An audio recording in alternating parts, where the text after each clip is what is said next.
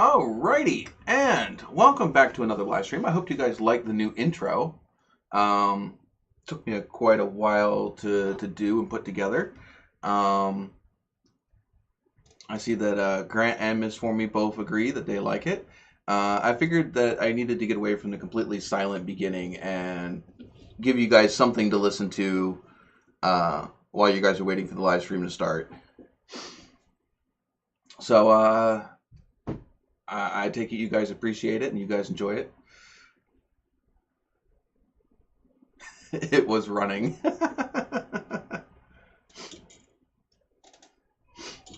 I don't know exactly where I cut it off at because it does go a little bit further past complete. I don't know if it went all the way back to the music or if I cut it off in the middle of it running, but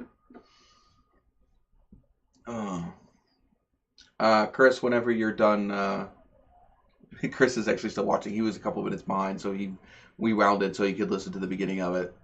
I have him muted just so that way it doesn't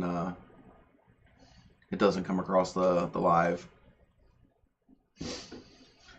Oh, so back here, got my whole setup going. No trying to cram everything onto one screen. Like I said, spent a good bit of time yesterday fooling around with that beginning sound effect. It's a little more tricky than I thought it was going to be. Thought I was just going to be able to pull the sound clips and the video, and the audio, and put it all together. But it took a little bit more involved in it than that. I did end up having to literally screen record my whole countdown so that way I could match up the sounds with the minute timers. And also, like I said, I had to find the clips of the different sounds and get them in there. Took me about 3 hours, but hopefully you guys appreciate it. It seemed like I know what I was doing. I don't ever claim that I know what I'm doing, but by the time I'm done doing it, most of the time I know what I'm doing. I don't always start out knowing what I'm doing. It's like, I want it to do this. How do I do it? I'm still trying to figure out the beginning. I'm waving pointy things. I'm still trying to figure out to get the beginning of the truck intro videos to do the truck so it comes in and it bounces a little bit and does its thing. I really haven't messed with that for a little bit, but I still got to get that worked out for the opening intros for the truck videos. But yeah, other than that, it's a little bit weird because I'm using DaVinci, which is what is it, a Black Magic or something like that program, DaVinci Resolve, and they are like Adobe Premiere. They do stuff in frames, not in seconds. So it's not like I can just go up to it and say, at 8 minutes, I wanted to play this sound. I literally have to find where that 8-minute mark is because it doesn't say 8 minutes. It says so many frames. But yeah. Oh. Oh, you unmuted yourself. Okay. Yeah, and they make some straight Grant. I don't know why I call you straight Grant. They do make some really good cameras too, but they're way out of my price range. I watch a channel called used to be called Jazza's Art Channel, but he now just calls it Jazza. And everything in his studio is Blackmagic. They have the full freaking mixing tables that have all the different knobs and stuff that do everything that I have to literally click and move. They could do it all right there on their control board, so they don't have to go down through all the different menus. They can just click a button and it'll do what they want it to do. I'm not that sophisticated. I just have a keyboard with a couple macro keys. And I don't even have the macro keys set up yet because I haven't figured out how to set them up yet. But yeah, you can do it so that way you can automatically do like cut, paste, things like that. You can have it so all you got to do is hit the button on the keyboard and it'll, instead of having to hit like Control C. But you just hit like, I would be hitting like G2 or G3 and it'll automatically do a combination of buttons to get me what I want. 3610, yeah. Briefly looked at the pocket cinema camera, but yeah, way out of my league. And yeah, those color grading boards are, yeah, they are. I would be completely lost as to what to do with them. I mean, geez, I can't even figure out the 5 macro buttons on my keyboard.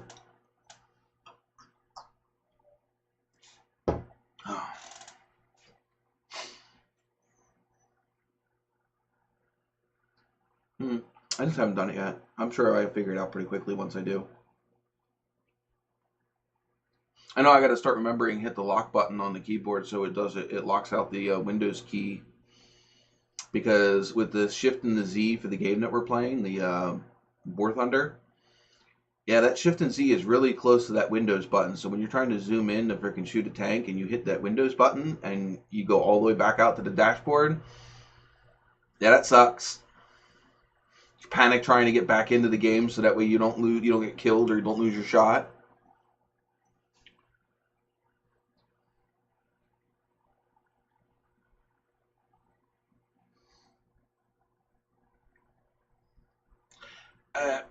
Pilot, I don't want to even hear about the new Hummer, and I don't really consider electric motor foot pounds even comparable to a gasoline engine. The people that like the Hummer can like the Hummer. You're just not going to get me to like it. In fact, Cletus, he sent me a video of a Dodge Challenger Red Eye versus a Tesla. And yeah, of course the Tesla won. It's all-wheel drive. It's electric motors. It's got torque right from freaking zero. And the person that they had driving the Challenger was an absolute freaking idiot. I mean, he spun the tires off the line twice. No, I mean either the car was not set up correctly, or the guy didn't know how to drive and I don't even know if it was an automatic or a stick. I didn't even pay that much attention to it.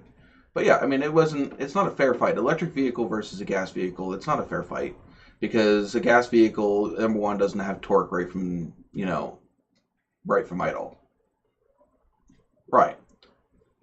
And also, you were pitting an all-wheel drive vehicle against a rear-wheel drive vehicle, and we already know you can stick a Nissan GTR against an American muscle car, and it's going to spank it off the line all damn day. You just got more traction. Gee, stick a Trackhawk against a Challenger. A Trackhawk weighs like a good bit more, and it'll still beat a Challenger because it's got all-wheel drive. Same horsepower, more weight, but it's got all-wheel drive. It'll beat it offline. And when you're only dealing with a quarter mile, obviously it doesn't take much. There's not a whole lot of time to make up that difference. Well, thank you for stopping in here right away, Grant. I do appreciate that. And welcome aboard, Pilot, for another live stream. And Mrs. Formie, always glad to have you here. Let's give you guys some points right off the back since I know that freaking the CloudBot is working. So 2,000 points for everyone in here because guess why?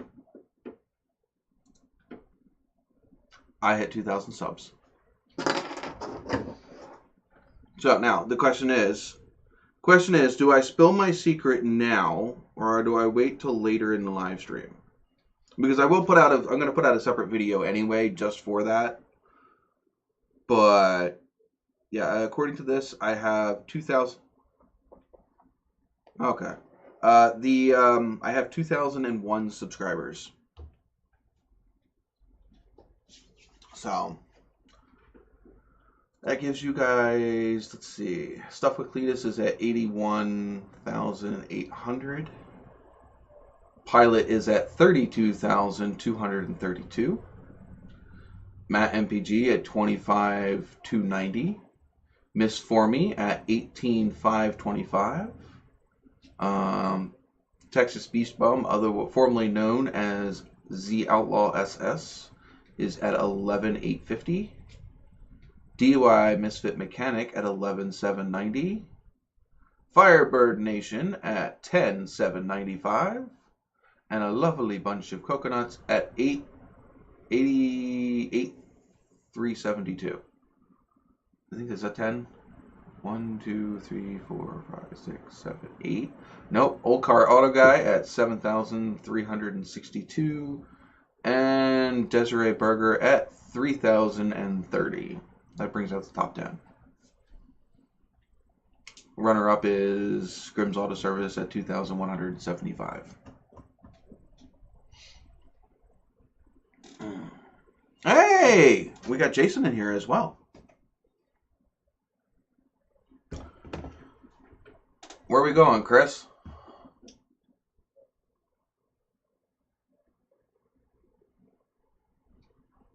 Interstate 90, huh? A lot of Interstate 80s around here. I was on the 85 the other day to go up to Massachusetts for a little bit. I don't think I was on it very long. I think it was more of just a change to jump over to something else. So I really don't have any super big. I mean, that is my big news is the 2,000 subs. The hoses for the truck are still in the back of the Kia. I haven't had a chance to go anywhere because by the time we got back, and then I had to catch up with work. So, of course, work was very busy the end of last week. Miss Formie snuck out your secret there, Chris. She says you're heading to Idaho.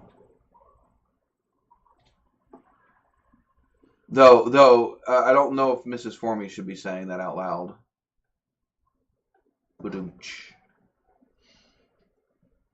Sorry, Miss Formie, that was too easy.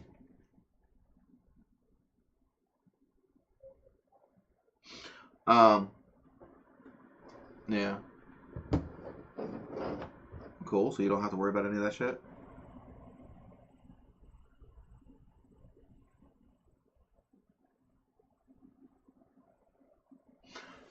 Thank you, Jason, for saying congratulations. There you go. Yeah, where you had everything. It's okay. We had snow here in PA. I think that was Thursday. I woke up in the morning. I had to be all the way up, about an hour way up north, and it was just raining when I walked out of the house. I got onto the highway, and there was an inch of snow on the highway. Needless to say, I had to let the person know that I was going to, the appointment that I had to go to, that I was going to be a couple minutes late. Because I wasn't expecting to be hitting a bunch of people doing 45 and a 65.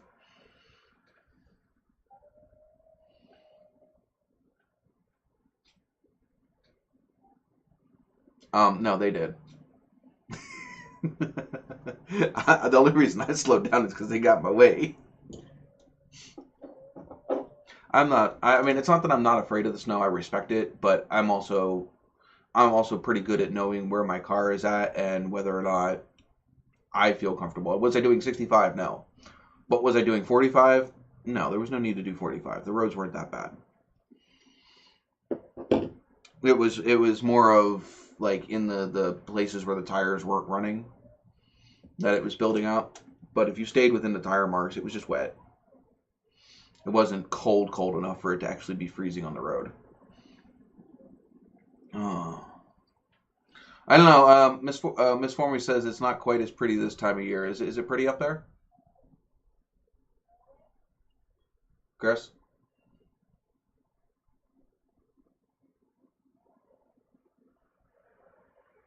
Yeah. Massachusetts was really pretty when we were up there this last time, the week before Halloween.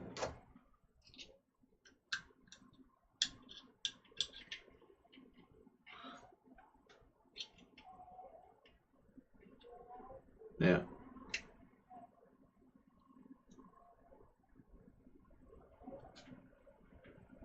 Yeah, that still look good even when they lose their leaves.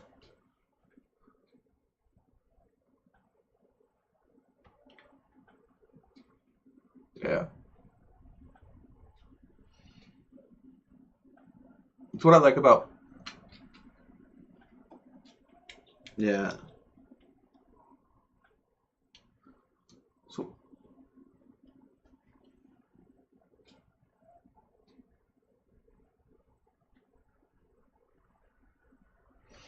Hold on. Is anybody else having trouble hearing?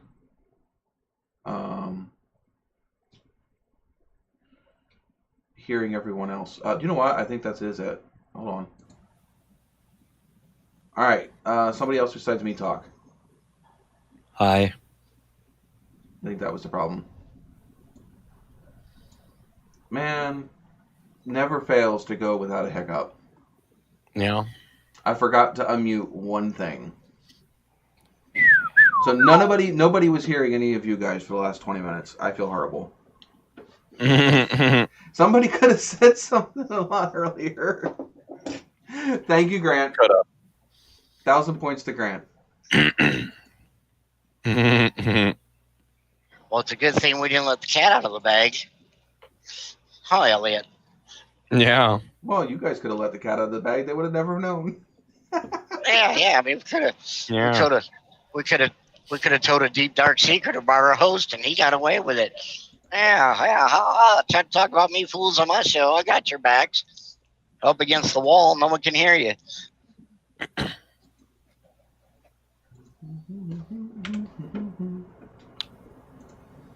we go. You have been updated. Oh, Grant. I didn't see it. He said something earlier. Maybe it was what I saw. Maybe that was when I said it. It was earlier.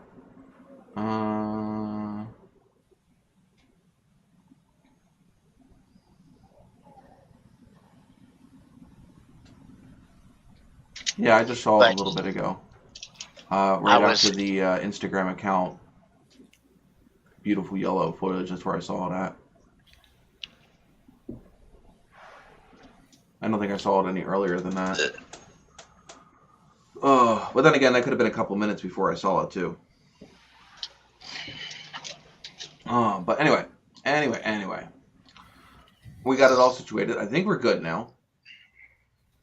And we see Cletus hasn't taken me off of my own stream boss. By the way, I have a new thing going on. YouTube is now predominantly displaying channels that you want to feature. Oh. If anybody has seen my YouTube homepage recently, you'll see that I have a bunch of you guys up there. Grant, Jason, Matt is up there. You are Chris. And a couple other of you guys are up there. And I think what I'm going to do is anybody that is the stream boss, I'll also put up there as well. As a little more added incentive for being a stream boss. Which, Cletus, he's already up there, but he's not at the top spot. Got to give him something to shoot for. I think Grant and Jason are actually the top 2 spots.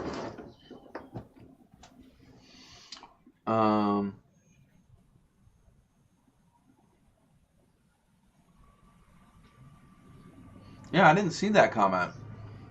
Oh yeah, there it is. I missed that one. Well, thank you for speaking up again, because yeah, it's no point in having a show if my co-hosts aren't talking. Yeah. I mean, granted, I can have a conversation with them, but who wants to hear just my side? Mm-hmm.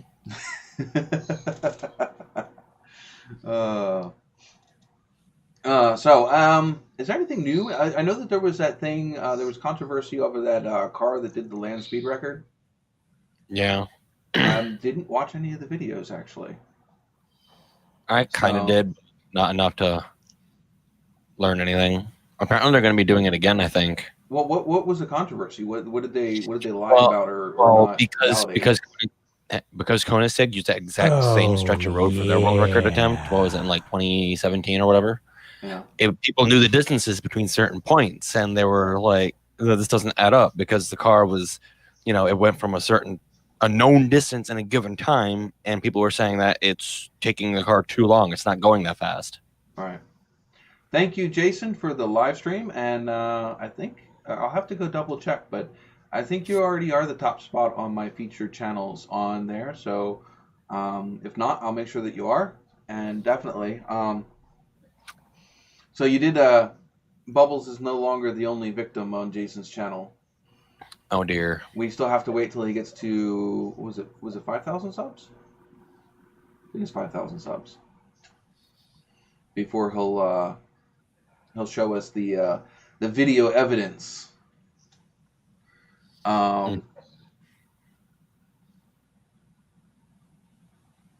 It's a guy on YouTube that streams classic car shows from Las Vegas every Sunday morning. It's very nice. And thank you, Grant. Definitely appreciate it. So now Jason, depends. Let's see if it kicks Jason off, then it'll be Grant. It'll be the top one. Yeah, that's what I thought. 5K, and he's going to show us the video evidence of us. No, I'm still waiting for the animation. Oh, there it is. yeah. Animation's kind of really far behind. It takes a good bit for it to pop up. Hmm.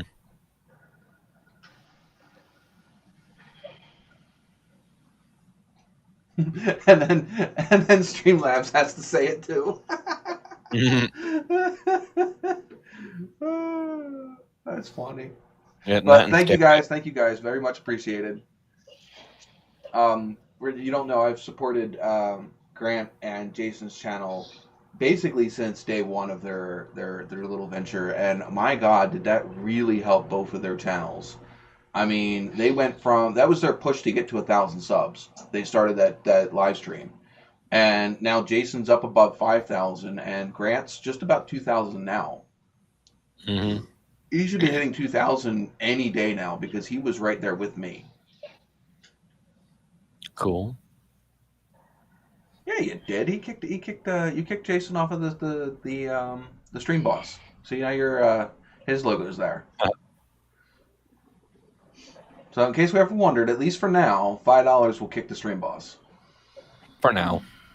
When the channel gets bigger, and if it becomes way too easy to kick the stream boss off, like it just constantly does it, I can set it so that way it's progressive. So that way each time there's a new stream boss, it's harder to kick it. Mm-hmm. So, I mean, but for right now, I felt that, setting the stream boss kind of low because I wasn't expecting a whole lot, that it wouldn't be too hard to kick the stream boss. At 1902 as of right now, should crack 2K before the new year. Well, congrats. Let's hopefully get there. If you guys aren't a fan of Straight Six Fan, you should go check it out. I saw on his, I do believe it was Instagram, the Ford finally runs. If you guys don't know, he likes oddball cars. So he has a Ford Fairmont, which is the ugly stepsister of the Ford Mustang. Mm-hmm. Same chassis, same body. In fact, actually, it was the chassis that they used to make the Mustang. So it was out before the Mustang. The ultimate sleeper. Oh yeah, I mean, basically, you've got a Mustang with It looks like a grandma car. Go get groceries. His is tan, so it's even more grandma. Mm-hmm. I mean, it's not as grandma as Jason's Grand Marquis, but. Because that is the grandma car. Especially when you take a couple letters off of it, and it definitely says grandma. Mm-hmm. Yeah, but the amount of stuff you can haul in the trunk in them. You'd be amazed Grand with the Marquis amount or of the LTD. I bet you I could fit more in the trunk of the Nova than you could in that freaking Grand Marquis. Oh, geez. It'd be close. Can you fit a whole freaking sandbox turtle in the back of one of those Grand Marquis? I don't know, but it'd be an interesting cooperation test, wouldn't it? Yeah, I can fit a whole sandbox turtle. One of those green, sandboxes you had as a kid. I can fit a whole one of those and close the trunk. What do you think, Big E? I see a collaborative live challenge video coming up for 2 channels. Well, right now you can. Let's see who can. Right now, let's see who can stuff enough in their trunk of their car. Well, like I said, right now you could probably fit an elephant in my trunk because there's no floor in it. There you go. I'm sure. What floor? There is no. There's you could fit small children through holes that are in my car right now. I like that. They dubbed his car hearing aid beige. That is pretty close. So he says that knowing both, it's not a dead body trunk like the grandma. I don't know. I'd have to go look at one. Now Nikolai just picked up one of those cars. He just picked up a the Ford An LTD. Yeah. So Crown he Vic. has one. You know, it might not be that bad of a thing to do. Or Jason can come down here with Grandma. We'll have to go pick up a turtle and see who can stuff it. What car can stuff a turtle in it? I don't know, man. The trunk in that Nova is pretty deep. I mean, it's a good like 5 feet deep into the car. So I don't know, and it's about 5 foot by 5 foot by like maybe a foot and a half, 2 foot tall. So I don't know. It'd be interesting. But Grant says he has both of them, and he says that the Ford LTD is bigger. So I don't know, man. I don't know if I could agree with that or not. Oh. Yeah, and I agree with straight 6. Huh? I'll agree with trade 6. That would be a cool live event, you know. So you can stuff. No, it wouldn't necessarily need to be identical a live stuff, event, but at least a collab. Yeah, but live would be even more fun. I mean, you both have identical stuff, thousands of miles apart, and stuff it in your trunk so you can pack the most in. And yeah, I do have to agree with that. Actually, you wouldn't know it. The Novas actually did have liner material in them. Just most of it never survived past the 80s. Yeah. If you ever look at those cars when they were new, they did have a liner in them. In fact, my Nova still had the remnants of it in it when I bought it. Needless to say, it went in the garbage because it wasn't worth anything, but yeah.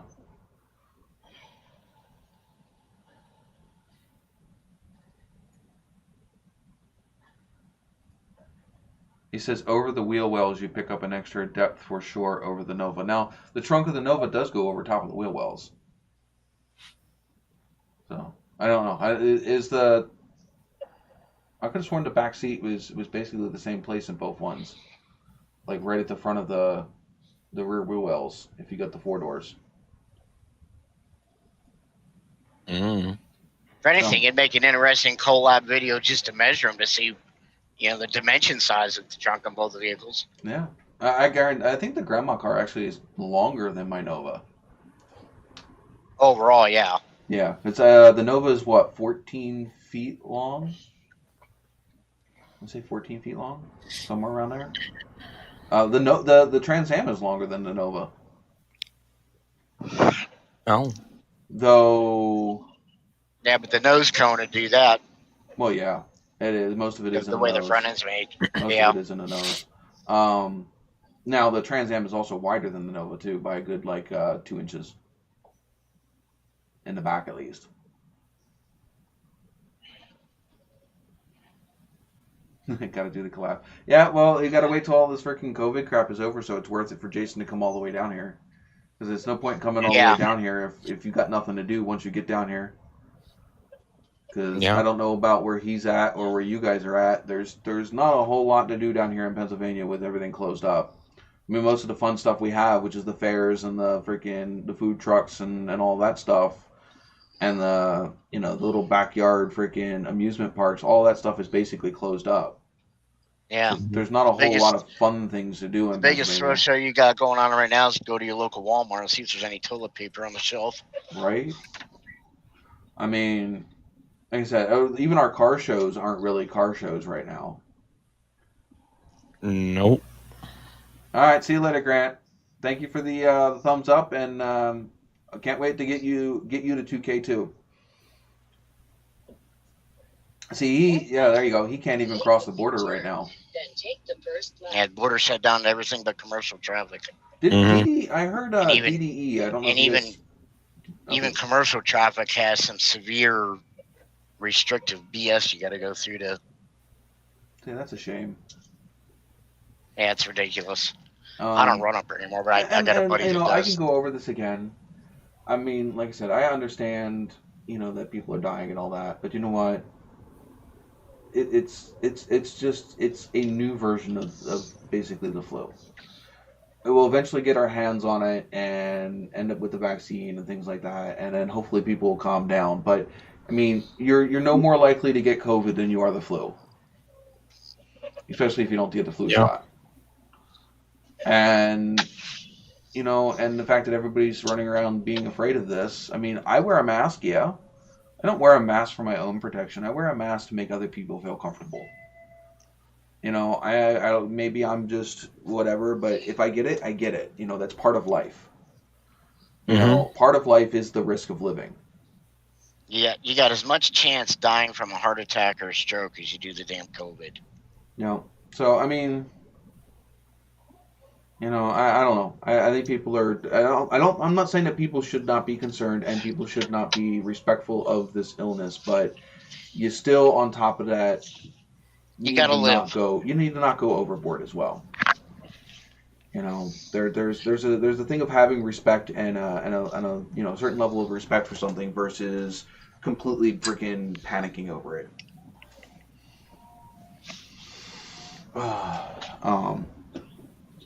I take care of individuals that have compromised, stuff. Everything. And their 1-day program. One of my clients wasn't even exposed firsthand. It was a third-hand exposure. So it was somebody that had it, was exposed to somebody, and that person was exposed to somebody who could have been in contact with my client. And they sent me a message saying, hey, da-da-da-da-da, take whatever precautions you want to take, da-da-da-da. We're letting you know that this happened and, whatever. So we took temperatures and all that stuff, but we didn't really... Now, one of his housemates' programs found out about that this other, that his housemate was potentially third or fourth person exposed and would not let him back until he had a COVID test. Now, they won't even give you a COVID test in Pennsylvania unless you have symptoms. Yeah. So, trying to get a COVID test for somebody that's at this point like 4, 5, or 6 persons removed from the original person that actually had symptoms, yeah, there's no point. You go to any Walmart and I guarantee you're 4 or 5 degrees away from someone that had COVID. Oh, for sure. So, I mean, that would be like everybody had to get a COVID test every day because you came in contact somewhere within 4 or 5 degrees. By degrees, I mean removed from the original person that had it. Somebody who knows somebody who knows somebody who knows somebody who knows somebody. You know what I mean? I mean, geez, you can go 6 degrees and you can almost be, 6 degrees of separation from any celebrity in the United States of America. So it's even more likely that you have a couple degrees separation from somebody who's had COVID. Yeah. Welcome aboard there, Cletus. Hey, howdy. So you've been kicked off 3 times removed now from Stream Boss. I see. I kicked you off. Oh wow! Hey look, I don't know why. You used to be the mouse not used to be showing up there. Let me get rid of that. I play with the mouse, I fidget. And it used to be the pointer never showed up, but now apparently it shows up.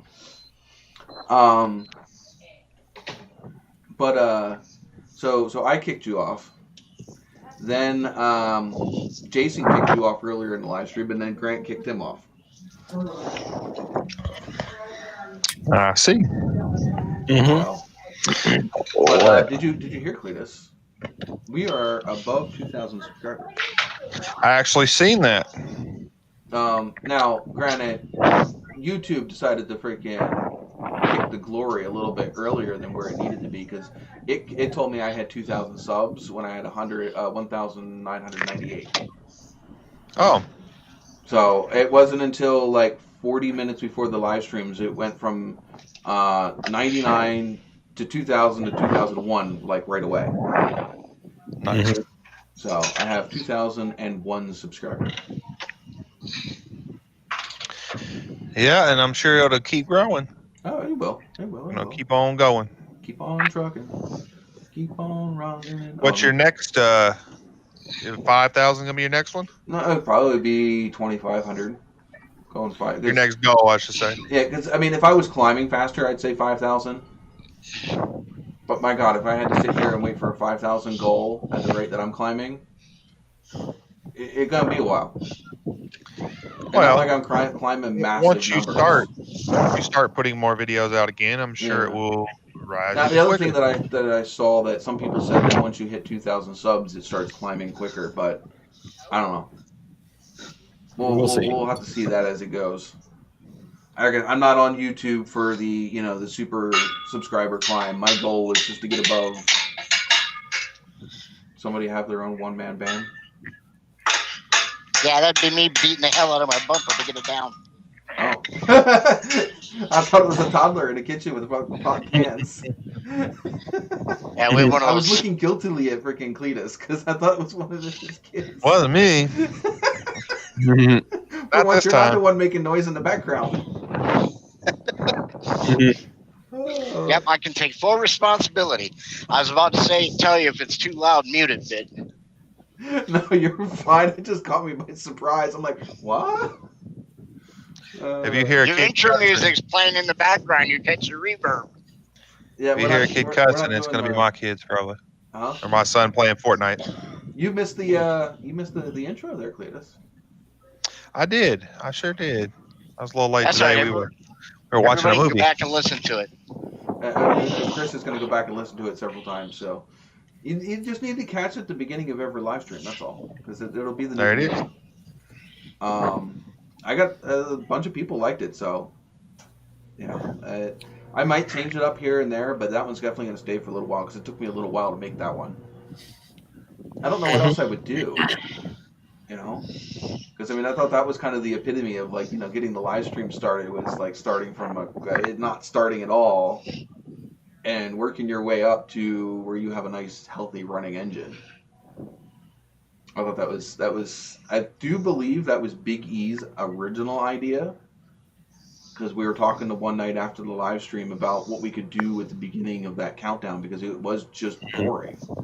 It's just a static screen with a countdowner on it. And I've watched other live stream where they've got music and stuff playing and different things going on.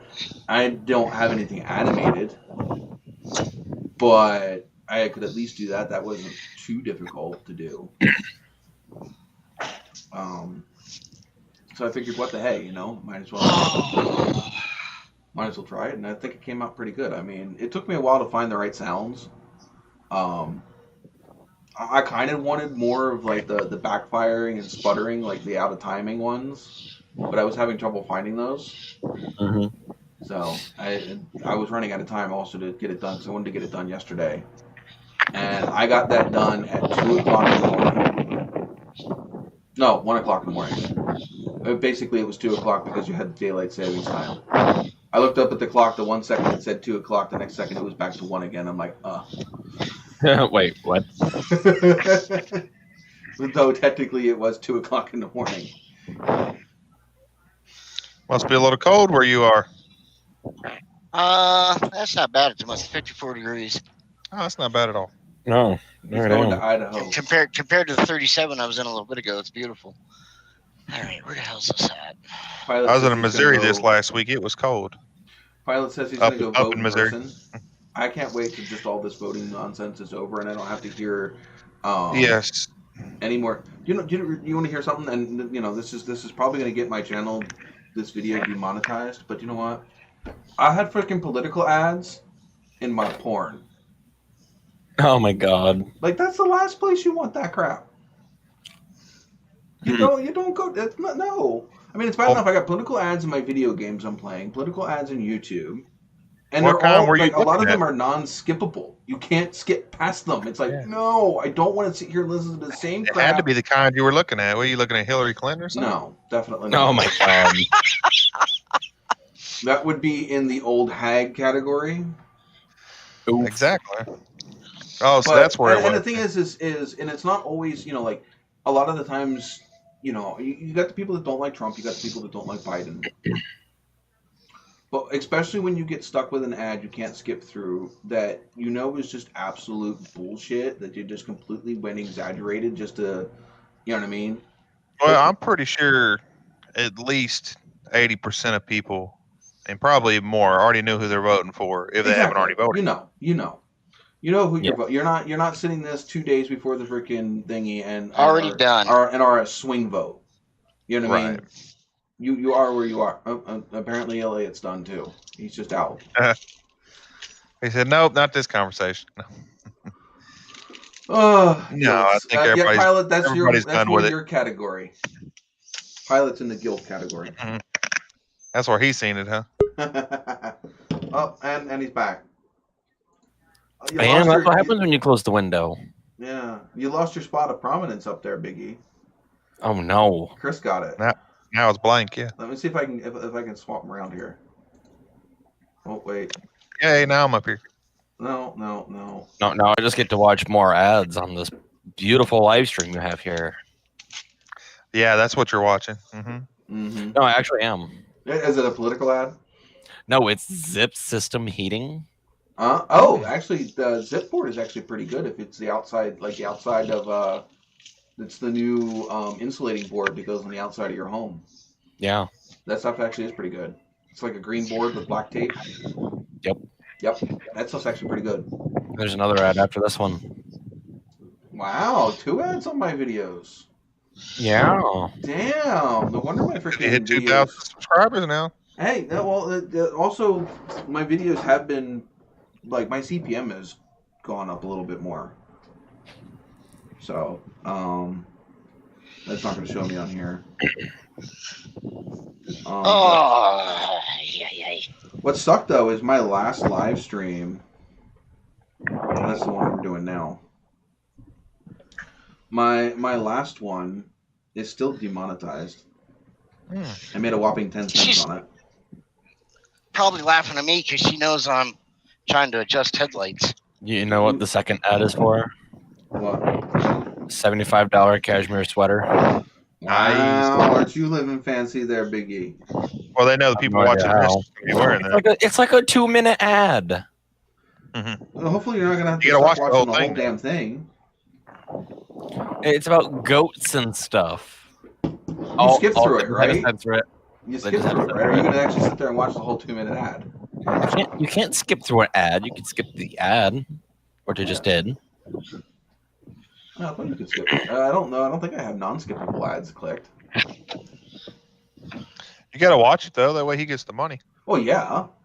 Yeah, if exactly. you watch it, then more likely they're going to be paying more next time they want to put an ad in one of my videos. They were showing goats doing the dirty, and then they had to censor it. Oh, my God. I am not joking do either. You remember the Trojan commercials with the freaking blow-up animal clown balloons? I think so. You can still Google search them. Search animal balloon and Trojan. Oh my God! If it does not have you rolling on the floor, fucking dying, then I don't know.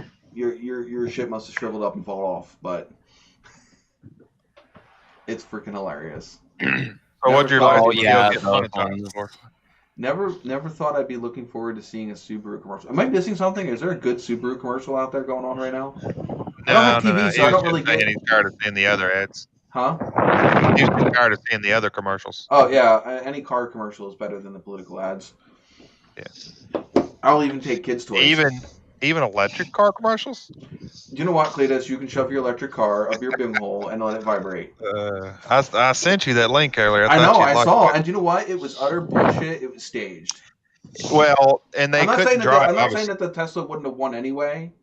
Not that Tesla. That's the lowest Tesla versus one of the fastest production cars. I know, but it was staged. It was so freaking staged. It definitely was staged. I mean, and they didn't know how to drive it. The dude couldn't get the Challenger out of the hole. Now a Model S, yeah, it'll beat that Challenger all day. Right. That Hellcat all day. I understand electric motors, 4-wheel drive are going to beat anything out of the hole, but the Challenger, that red eye should not have lost that bad. Well, he had it sideways halfway down the track. Yeah, because he couldn't let up off it. He couldn't get out. Yeah, no, it was hole. driver error. Yeah, he was a freaking absolute idiot driving that car. Yeah. I don't usually watch them guys, but I've seen that pop up and had to watch that. I don't watch any of those big production shows because 90% of the time they're bullshit. Yeah. You know what I mean? It's just like, no offense to us YouTubers, but sometimes when us YouTubers get really big, we start doing stupid shit just to freaking put out a video. Well, we don't do a budget build and it's $28,000. That's not a budget build. But unfortunately, though, there is no real such thing as a budget build. It starts out as a budget build, but it normally never ends up being a budget build because shit comes up. Yeah. You start out with I'm going to spend $8,000 to do this, and by the time you're done, you're freaking 12, 13, 14 grand into it. I mean, geez, I never thought if I went in and added all the money that I had into my Nova, it would probably be worth more than what the Nova was twice over. And now look at it; it's sitting in the yard rotting. Yeah, now it's not worth too much at all, huh? Right, exactly. And that was mainly just to keep the damn car on the road. It wasn't. I mean, there was some hop-up stuff, but the rear end I put in it because I broke the original one. You break it, you put something better in it. It's just the way that hot rodders think. So broke the rear, put something better in it. Broke the transmission. Put a transmission in there with a shift kit. Am I hearing noises from you? Your computer's making noises, I think. Is it? Yeah, like weird noises. Background noise is your house this time. Oh. No, it's whatever our offices. I won't spin the camera around and point it at her because she's kind of chilling in her own space at the moment. Cuddle blanket and gamer headphones and the whole 9 yards. She's full baby girl gamer mode, playing her 7 Days to Die probably. I don't know if she's playing that. Are you playing 7 Days to Die? Yep, she's playing 7 Days to Die. So she's in full. I don't think I played that yet. She's in full gamer girl setup. Well, me and Big E are going to try a new version of the game. It's called Darkness Falls, which has more zombies and the progression's harder. It's just basically it uses the base game and then they tweak it. Yeah, it's a mod. We've been playing 7 Days to Die for a while. 7 Days Today. Yeah, and so we figured we'd try this other new one. And y'all still playing Among Us? I haven't picked it up in a little while. I find that I couldn't play it on my phone.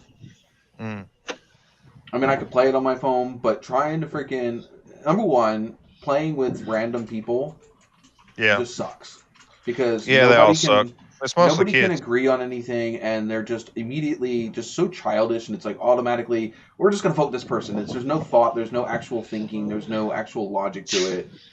It's just that I don't know. It's like playing with. It's better with a group of friends. Exactly, I think it would be, and I think it would also be better on something like Discord or something where you could actually have a conversation instead of the 20, 30 seconds you have to try to type something out. By the time you type it, they've already voted you off because you haven't talked. Because I was trying to type on a little tiny keyboard.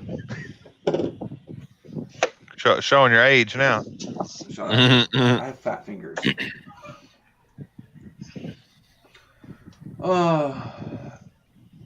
Is that Ham's beer? I don't know. I'm probably seeing this late, but I don't know what that's from. Unless saw one of us drinking something. He's talking about what you're drinking. What I'm drinking. Yeah, he's asking if it's Ham's beer. It's a beer. Sammy Adams, most likely, right? Now, don't give it away. Oh, sorry. Maybe I'm drinking out of this one. Oh. Oof. That's my second beer. I have beer 1 and I have beer 2. I don't have any banners up, which is really weird. Let's see. We'll go with this one. All right, we can start with. We'll just start with what's in the cup before everybody gets done drinking what's in their cup. Since we're already an hour into this. Ooh, excuse me.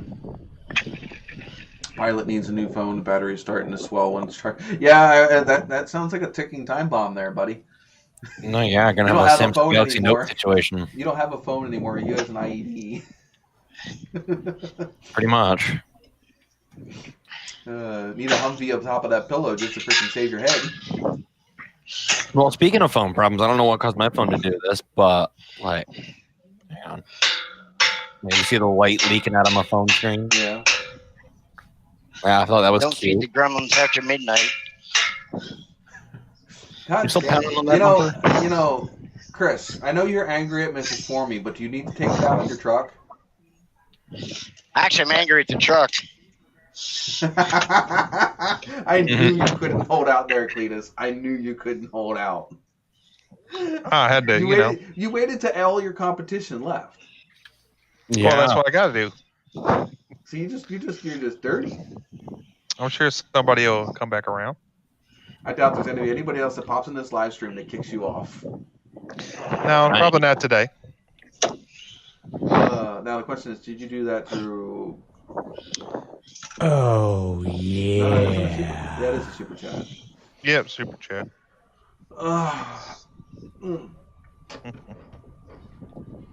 Thank you very much, Cletus. Yep. Your beer tab is now paid off.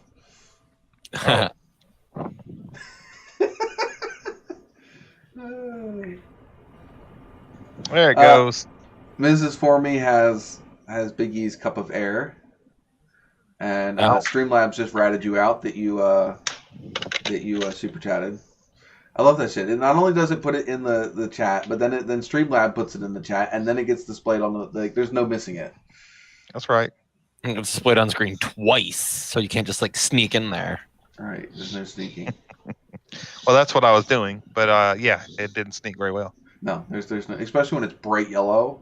Because you hit that next, like each tier has a different color. If you didn't notice that. Yeah, I did. So like if you anybody that orders 5 or whatever, it'll Green. be one color, and then each color is different. And it also is it'll display longer on the top. The more amount you give, the longer it'll display up on the top. But, and if the other guys were still in here, that'd be good because maybe they're a little back and forth. They're early birdies. We might have Matt MPG stop in and his new garage setup. He did a test live stream right before mine, and I popped in, and so he's got his new setup going and whatever. He said he might stop in after JP's. If not, he'll probably at least be in the chat, maybe depending on how late it goes. But it's another one of those cases of too many people that we all enjoy all having live streams at the same time. So I want to start one now. Matt used to join, the person that I used to stream with before at 9 o'clock, and then he came over and did mine when we switched. But then one of his other friends, JP or whatever, he has a live stream at 9 o'clock as well, and so he's been joining that one. Now he hangs out more with this guy, so it's not like I don't understand. They go to those like visiting cool places together, whether it's an abandoned house or factory or just a nature trail or just some scenic place. They do that and they film it together. So if you watch Matt's videos, you'll see a lot of stuff like that. He does a lot of drone shots now, which is really cool. He's really good with that drone. But yeah, it's Matt MPG. I don't know if you've ever seen him in my live stream, Cletus. I've seen him in the chat. That's about it. Yeah. Well, we used to live stream together every Sunday night. So it kind of sucked a little bit when he stopped dropping in, but I understand why. So we have a few. I know we do have a few things that popped up. We know that our friend Nikolai, who's on the live stream every once in a while, he got a car. In fact, he got a Ford. I think was it an ex-police car, Chris, or just an LTD? I think it's just a normal car. Just a normal LTD. Yeah. But yeah, he got one of the Panther platform Fords. And he's been doing work to it. He's fixed the stupid. Oh, I hate that. wish the stupid mouse. I put the mouse in front of the freaking window again. But he's got to replace the windshield in it, and I think he did brakes and shocks and stuff in it this weekend. So he's gonna have a nice ride to do. Hopefully, he's filming some of this and putting it on his YouTube channel. Be a smart idea.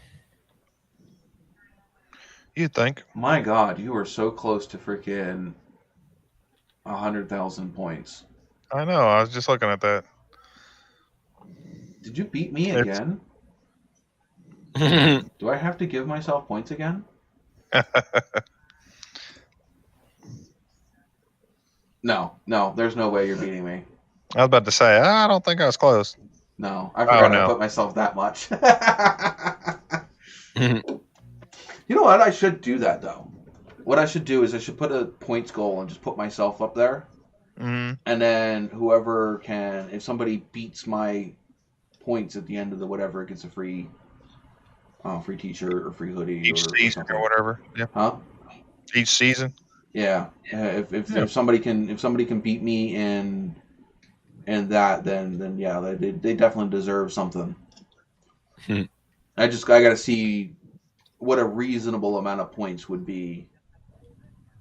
I don't even know if yours would be reasonable. Maybe not. Yeah. Well, no, but because Pilot's yes, are pretty good. on the one hand, yes, Pilot doesn't have any points. Pilot's points are up there because you weren't here the one live stream, Mm. and he answered questions, and we were basically just throwing points at him. Yes, we were trying to even that score up to you. So otherwise, Pilot would be down there with like where Miss Formia is. I think we gave him like 20,000 points. I could see. I think that's what we gave him. I think he gave him 20,000 because he answered Chris's one of Chris's questions for what's in a truck or something like that. Something like that. Oh, all right. Well, it's time for everyone to chit chat in the chat because I'm about ready to give away 11 o'clock points. Apparently, Alexa is telling me that I need to take out the garbage. Ha! It's 11 So, o'clock. Big E, you gotta go. I'm sorry. You are the weakest link. Oh. No, I'm kidding. Wait, did you say 11 o'clock? 10 o'clock. I I said did say 11, but yeah, technically it is 11. Oh, Miss Foreman said she wasn't allowed to answer questions that night. Because she knew the answers before the questions were asked. So that's why she's not up there number 3. Yeah. And we weren't even going to give him those points until after he'd already won it. So it was like, yeah, sure. Though, I mean, if we do go by hours watched, I think, yeah, Pilot's definitely up there as the highest. Right. 35, 42. But then again, I think the system's fault too, because how many times did it not record that that people were here? Well, you had to speak in the chat. Yeah. Yeah. Well, like I said, because I got 6 hours. Yeah. I think I'm I was here every like day, 8. all the time. Mm-hmm. But yeah, it is the most. You do have to be active in the chat, and Pilot is one of the most active people in the chat. Again, followed closely by Miss Formie. Though I know that sometimes we have other people that just hang out in the background because they listen to us while they're working. But yeah. All right, Miss Formie, 20,000 points if you can guess the year of Elliot's avalanche. And Elliot, you're not allowed to give him any answers. 20,000 points if you can remember the year of Elliot's avalanche, which is his truck that's always breaking. It's been mentioned on this live I stream. thought you meant, the year my freaking mountain decided to shed all of its snow. Yeah, sure. Well, it's an avalanche, so it has to be, 2003 to 2012, I think was last year. So, No, they've been until 13. okay, 13. 13 model year. So yeah, you got a couple years. We'll give you 3 guesses. It's 3 chances. Chat is chat. Chit chat. All right.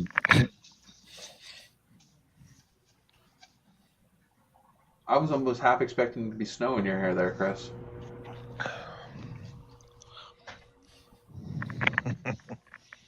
Hey, what's that? I said I was half expecting there to be snow in your head. Yeah, out here you never know.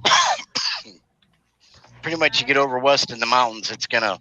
No, If they got rain in the valley, you're gonna have snow on top of the passes. pilot, you're not allowed to guess. This is just a Mrs. For Me pop quiz. Miss Formy's complaining because she couldn't answer the big question last week when we gave Pilot 20,000 points.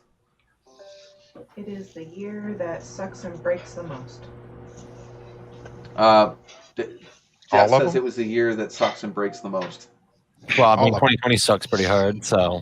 Yeah, I don't think it's 2020. I don't think that's going to be a new. Like hindsight is 2020. That's going to be the new meme. Oh my God! Don't get me started. Pilot's just guessing every single freaking year. He's gonna guess you every year from 03 to 13. He's going one way or the other. No, it's not much of a Dishes. guess, is it? We can't blame that one on Chris because I doubt Chris has a bunch of freaking dishes in his truck. I mean, you I never got know. great dishes. Hey, Fine. you're not supposed to be drinking I love that. them dishes. You're not supposed to be drinking that after dark, there, Cletus. Sorry. You're freaking What set are him we wet. loose. supposed to be drinking? He's got a Gremlins cup. Don't get it wet. Yeah. Just the outside's gotta stay dry, right? Yeah. That's what you say about the chick you picked up from the bar. Don't get it wet. Oh. I don't have to worry about that. What? Chocolate and that does not go well Chocolate and together. what is it? What is that one? Smearing I off don't what? know. Tell them. Guess what's in the cup. All right, everybody guess what Jess is drinking. It's not a regular beer. She doesn't drink beer. Ew, beer's gross. Bud Light Seltzer. No. Wrong color. And besides, Oh. it's a beer. No, this isn't a Oh. beer, is it?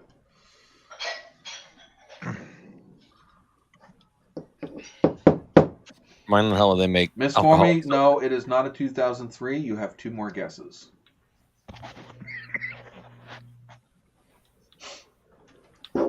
Oh.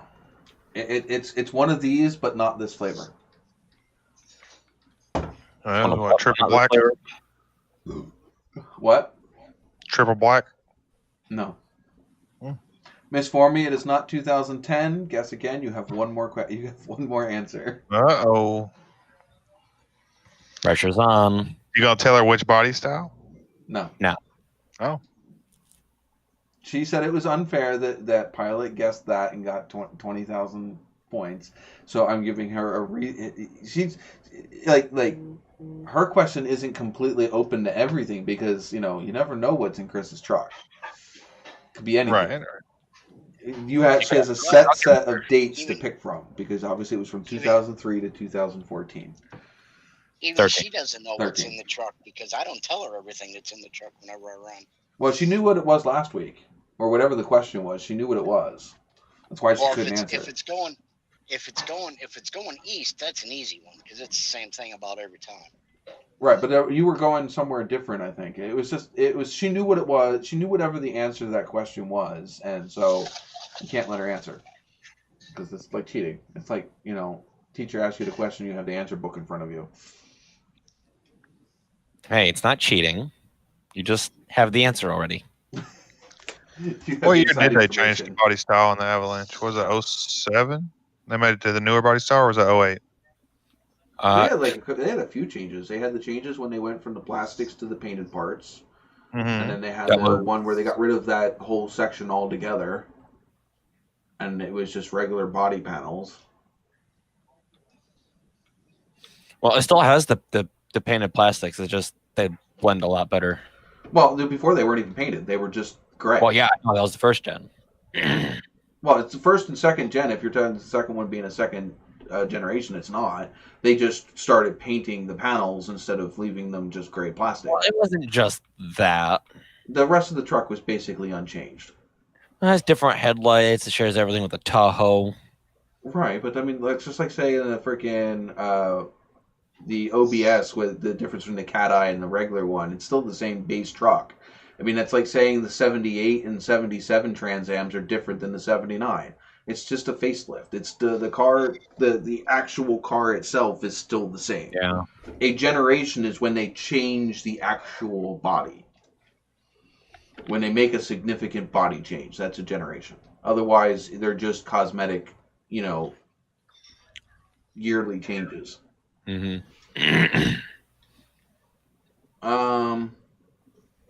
And everyone was giving hints. Well, we are giving you hints. It's from 2003 to 2013. You got 10 years. I'm so messing with her. Really, she has 8 years because she knows it's not a 03 or 2010. Yeah. So now you have a 1 in 8 chance of getting it. That's still pretty good odds. I mean, that's better than winning the lottery. Yeah. And technically, it's like one of those things. So you ever listen to a radio station? They say, if you know what we were talking about on such and such a day, you could win $1,000. Yeah, if you watch the show every day or every week, like she does, it's been mentioned more than once, several times a night, sometimes. What was it? 2, maybe 3 weeks ago now? We were showing pictures of the brakes. Yep. I think that was last week. Was it? No, And I the wasn't week last week. before I wasn't that. on here last week. And the week before Unless that. you were also showing it last week. Yeah. The brakes have been shown for the last 3 wasn't weeks. here last week. This has been a 3-week endeavor. Yeah, and now it's the garage's endeavor. Pilot said 07 was the newest body style, or the latest body style, I guess.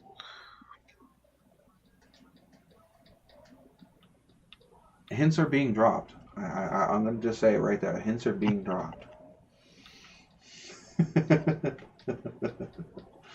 All right, let's see. Why don't we go with everybody's favorite segment? Apples. We're going to Idaho, so I doubt it's apples. So we're heading Wrong west. direction. Yep, headed west. Apples of the earth. We have a mixed lot, basically, of groceries for one location. Not Mike. Chris. I was Mike. thinking Mike, but not the name. You need to put your mic close to your mouth or turn up something, because you're awfully mousing. Probably need to move her. I had to lay down. There you go. Basically, we have a mix of. I can just call it a mix of groceries. Would be the easiest to call it. So we have a cold truck, or is this a? Yeah, refrigerated. We're refrigerated trucking, huh? Yeah, I mean most times we're always refrigerated. Hardly ever do I haul, anything. It's either refrigerated or frozen. Most times Right. refrigerated on 28 to 33 degrees. So Very we got some cold. cheese. We got cheese and our usual cheese, our usual like probiotic juice shit. Any ice cream this time? No ice cream on this trip. That was the last How one. about clams? Yes. Very Wow. first stop on the tail. Clams and clam juice.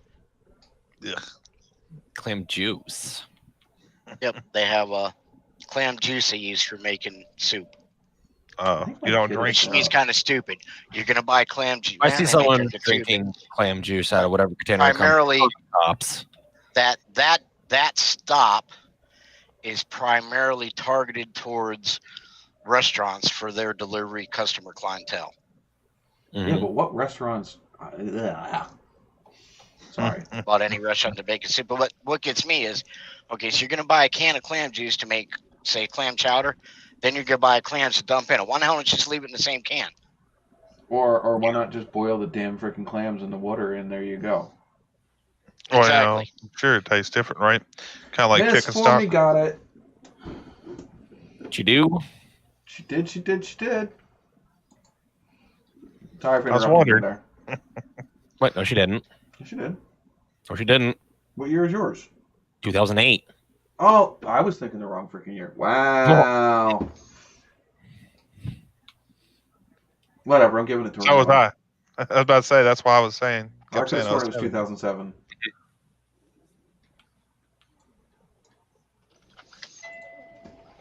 I was dropping the wrong hint the whole time. Right? Way to go. misforming. I'm still giving it to her. I don't care. Okay. 508 mile to go. There you go.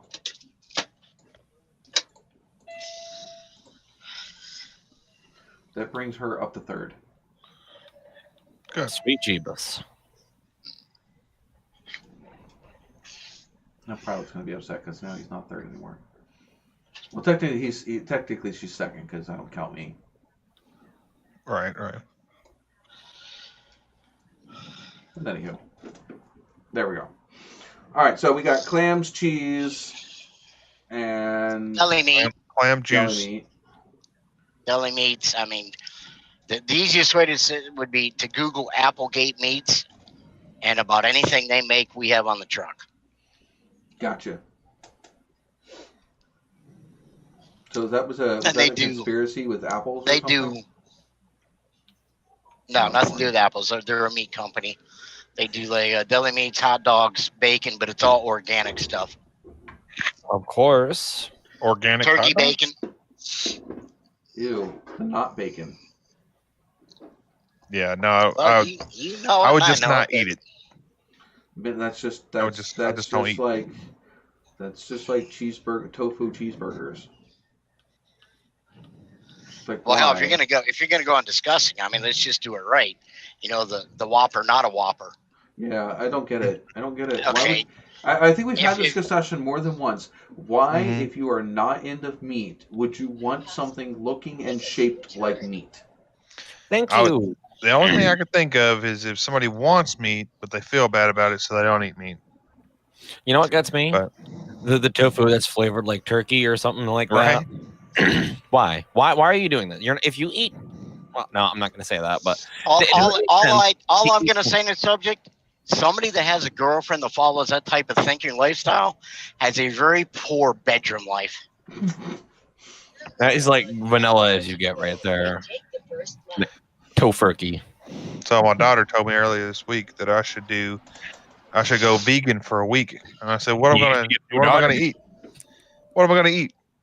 She knew I would never do it. I can't do it. I don't eat vegetables and stuff. So No, like I said, I love vegetables, but I like meat too. You're not going to sit here and tell me I can't have a nice, juicy, rare to medium rare steak.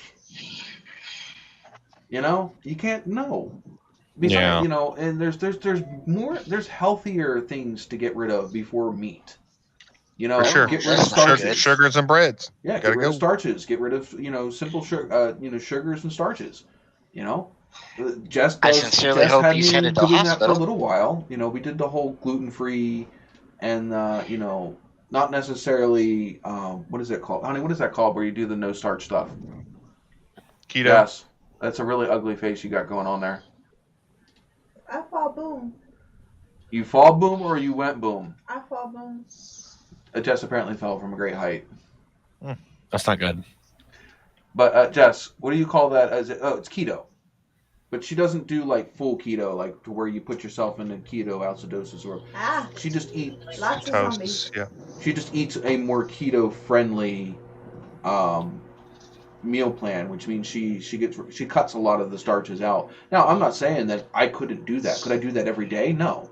Could I do that Well, a few son of times a a week? bitch. Oh yeah. I Some did of it for those 6 foods are pretty months. good.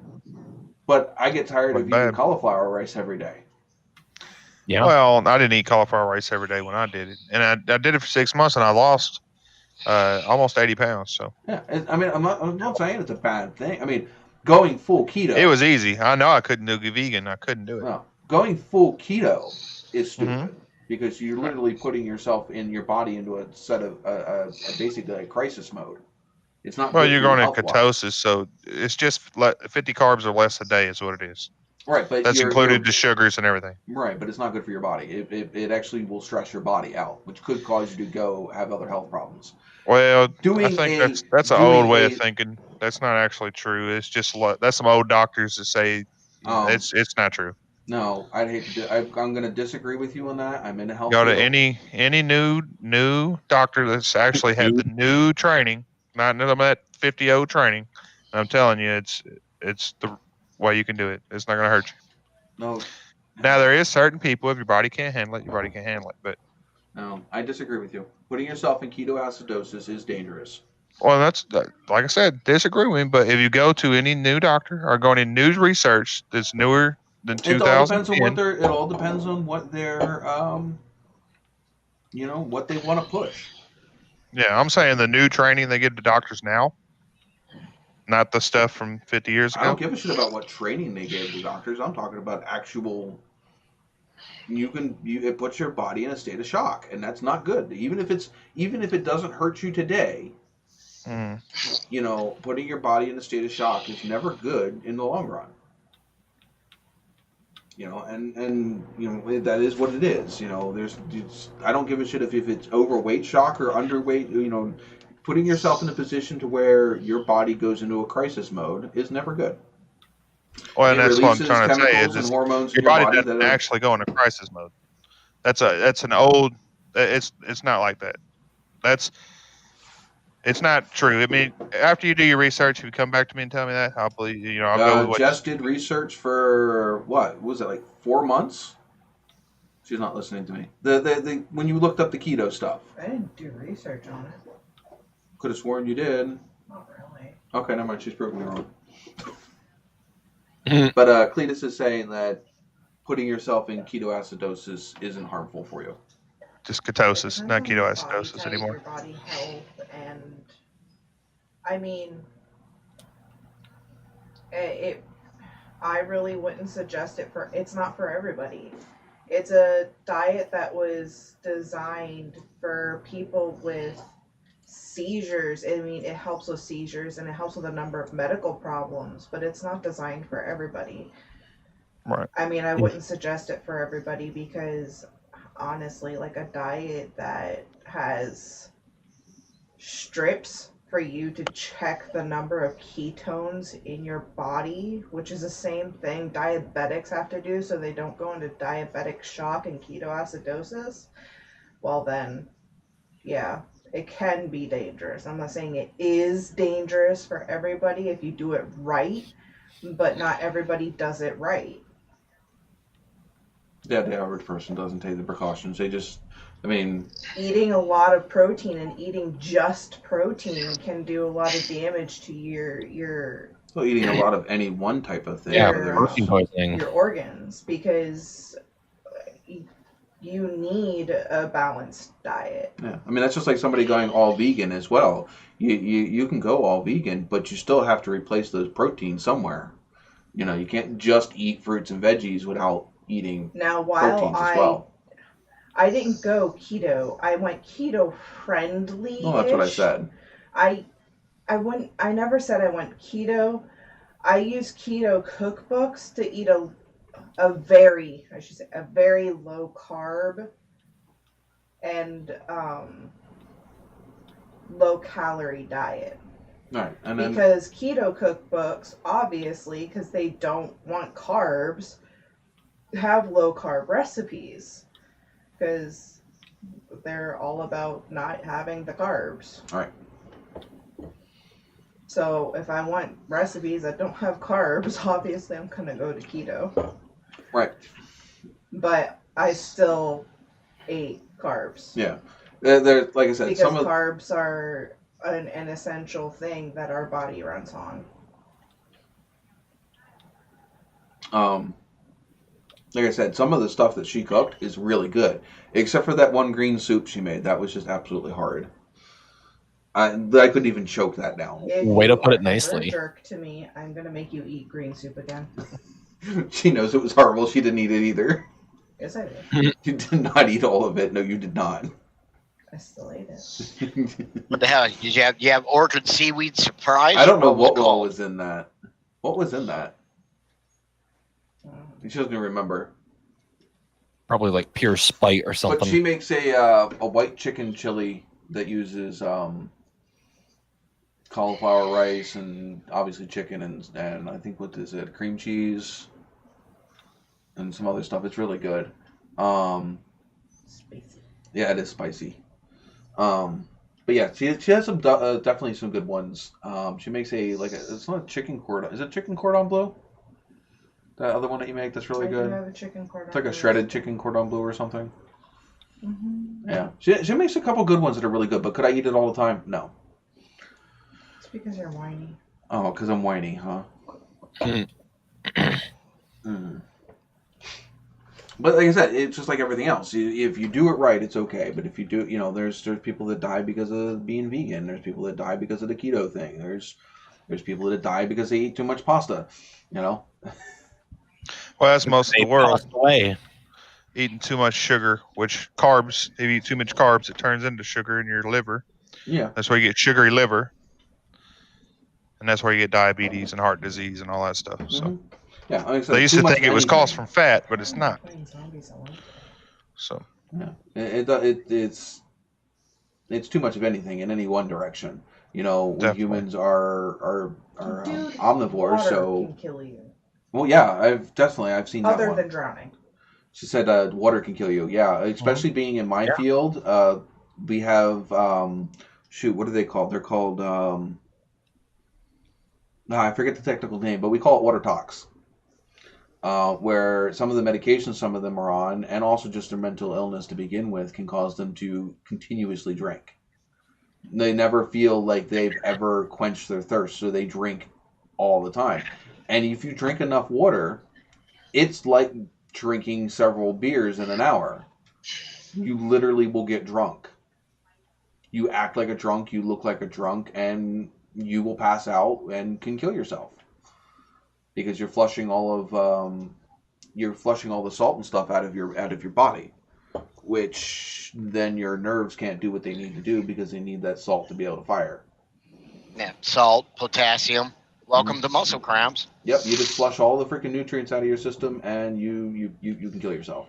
In fact, they had to stop doing those. Remember, they used to have those drinking challenges on the radio stations. Who can drink the longest before they had to pee. Yeah. Yep, they had to stop doing those because somebody actually died doing one of those. Oh dear. Yep, they got water tox. They didn't die on the set. They went home and died. They won, went home, and died. Didn't even get a chance to use their present. Nope. Or their gift. I don't even think it was even that much either. Definitely wasn't worth dying for. But $10 and one trip to the morgue. Right? But yeah, you can't drink too much water. Obviously, anything else. It's just you got to Tell throw our your body out proud of winner balance. what they won, Charles. Introducing the new revolutionized Easy Whiz, a funnel with a rubber hose and a drill bit attached to floor where you need to. Please be careful. Use it at your own risk. Watch where you point the drill. And contrary to popular belief, the ones with the flexible tubes on them, like you used to have for them hard to reach areas, do not work when you try to stick it out the car window.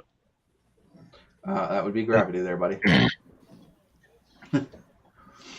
That's actually a nice way to make a level, actually. If you want to know how, I think, is it the Cavaliers that you have to check the transmission fluid that way? Yeah.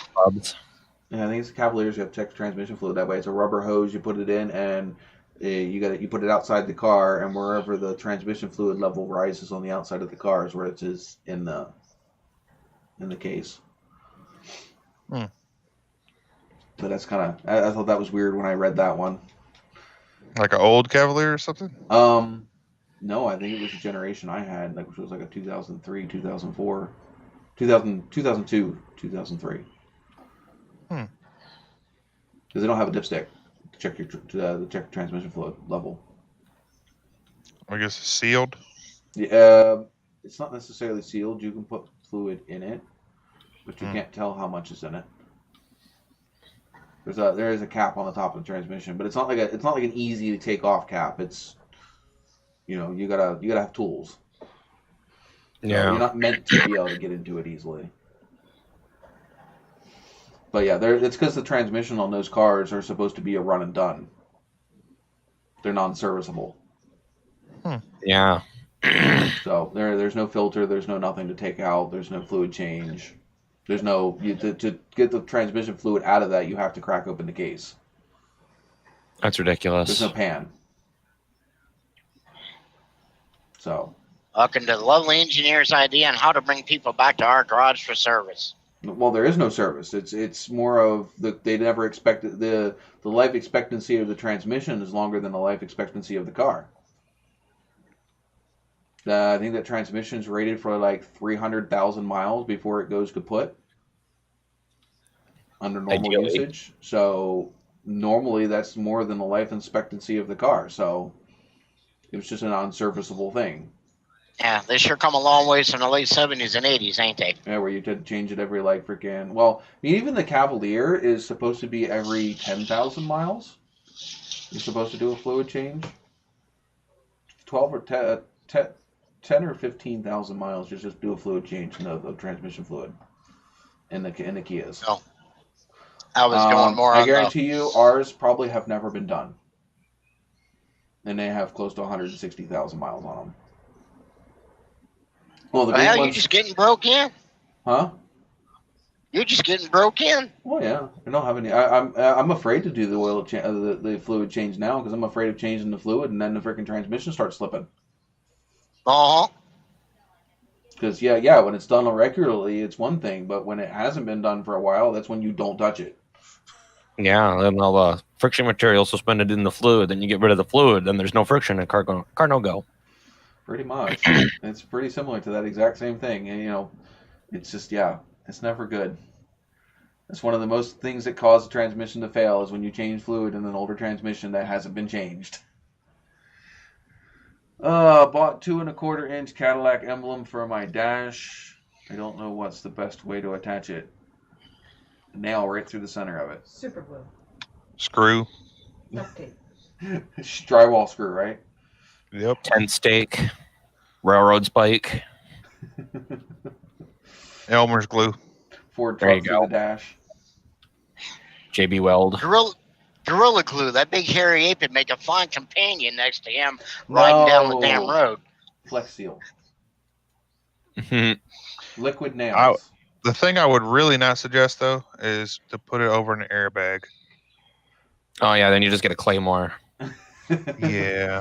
Well, they all know what car you were driving when you got in the accident. It'll be plastered on your forehead. Right. New improved biker tattoo parlor. Just drop your drawers, let us run into a pole. Hey, what are we talking about? What is that? Gorilla Glue? I think I have some right about there. Product placement. Right? If only I was paid.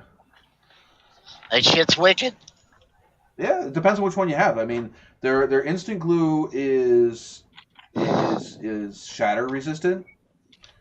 This is not instant glue. This is more of like a this is a long set. So this takes like 12 hours. Bonding agent. Yeah. And there's difference. Like, they're yellowish, like that amber colored stuff they have. That stuff actually expands. So if you don't have whatever you're trying to glue together clamped tightly, it won't be it'll spread it apart. But that stuff works really well. That bond's pretty hard to freaking break loose if you do it right. And the funny thing is you actually have the one thing I don't know if you know about Gorilla Glue. You have to wet the surface, not the glue itself. You have to wet if it's a hard surface like glass or metal. You have to wet the surface. Interesting. Not a porous surface, you don't. But if it's a solid surface like a plastic or a wood or to help it. Yeah, you have to dampen it. Just everywhere. dampen it, not like soak it. You're just dampening the surface. Otherwise, it won't adhere. Which I thought was funny. But no, if I had to pick one thing, if I had to pick an adhesive that I would never want to have to try to take it apart later, it's a product called PC7. You are not getting that apart. You will break every other part of that object that you are trying to glue together except for where that joint is. I don't care if it's glass, metal, plastic, wood. It does not matter. It will not break where the joint. You probably should be leaving it alone anyway. Huh? If you're gluing glass together, you should probably leave it alone anyway. Well, you can glue metal to glass, and yeah, it won't. It will hold.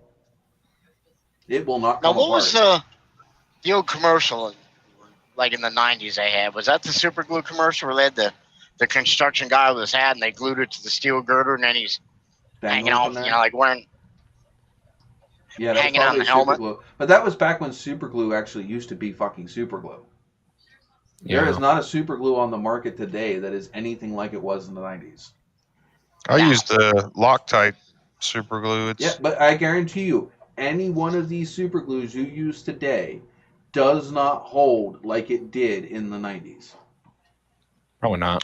You used to I be don't able to remember put. You using used to be able super to glue in the go out- 90s. You used to be able to put two things together. They would freaking be stuck together within 10 seconds of you touching them together, and you could not get them apart. What's fun is that a lot of people don't know what the original super glue was actually designed for, and it wasn't It was. it wasn't It was used for public use. it was supposed to be used originally, I think, in the medical field, wasn't it?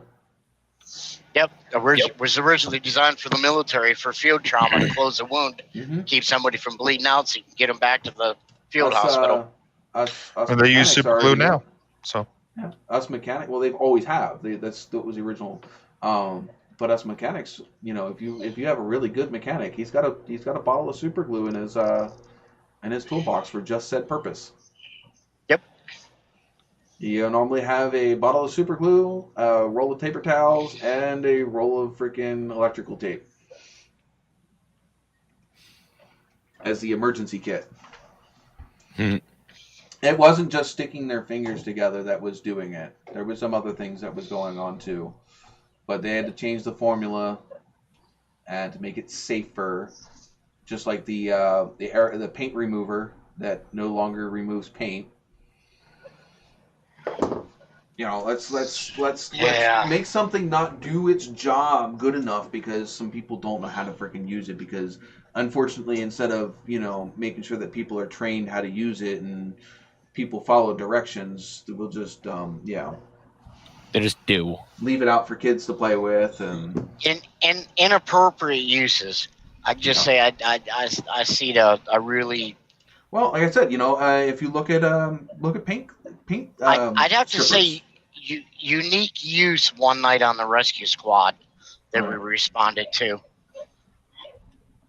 and obviously they were either buzzed up or drunked up or whatever to grab that to use it for the purpose they used it for, but it required a trip to the ER and a surgical team to separate them.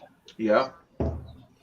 The only way you would be able to remove super glue is if you got it quick enough, you could get some lemon and stuff in there and get it to unstick that way. But if it had already set, the only way you're getting it off is to remove whatever is attached to it. So first layer of skin. Yeah, there's. I don't know how the outcome of that story was. We'll just say they used it for a purpose other than what it was designed for, and they had to be surgically Did they grab removed that from each instead of other. the KY? Yeah. That's the wrong bottle to grab in the middle of the night. Oh Yes. yeah. I mean, that's worse. That's worse than being handcuffed to your enemy. Did your parents ever do the putting the both? If you had a brother or sister you didn't get along with, putting both of you in a large shirt together? No. Negative. no. One of my friends' moms Because did my- that to them and their sibling. Because my siblings wouldn't survive it. I'm not sure if you guys heard Jess. She said that because her siblings wouldn't have Yeah. survived. But yeah, they did that to my friend and his sister. Stuck them both inside of a large shirt and made them freaking stay like that until they got along. I gotta agree with Jess. your siblings wouldn't have survived.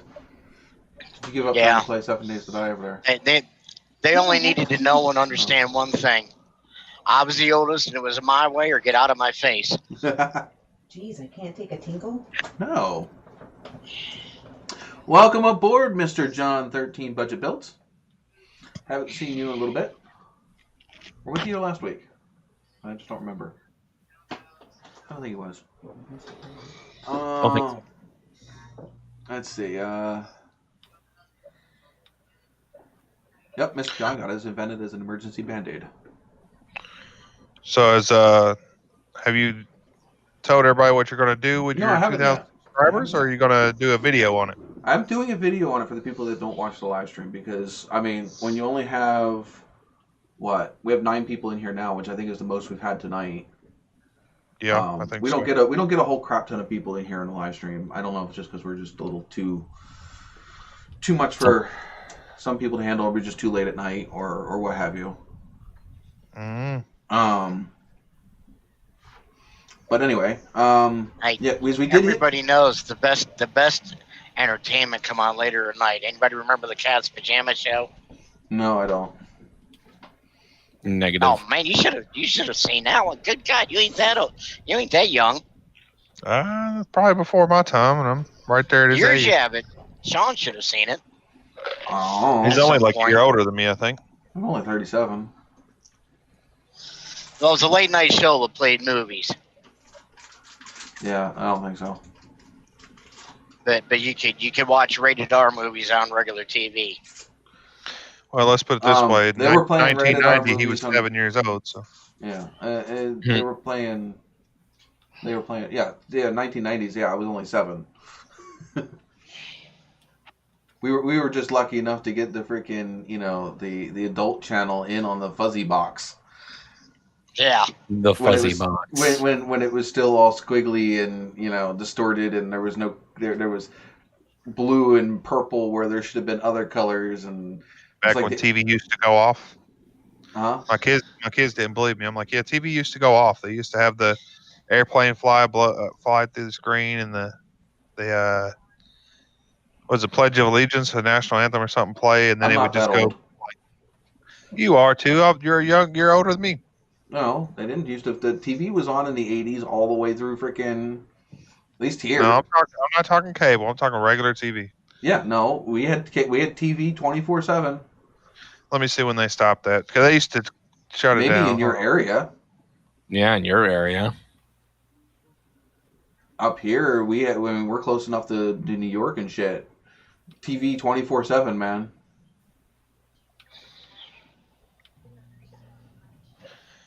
Let's see.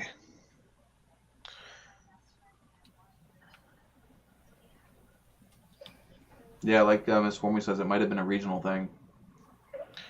Let's see.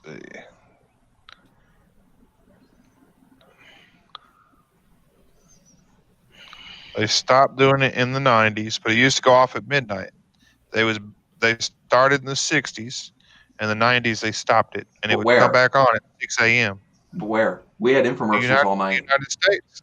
No, most of our was after that. Most of our channels we had infomercials all night if it wasn't an actual TV show or reruns that they played earlier in the day. Yeah, most of our stuff would have been just reruns of stuff that they played earlier in the day. They would just rerun it again.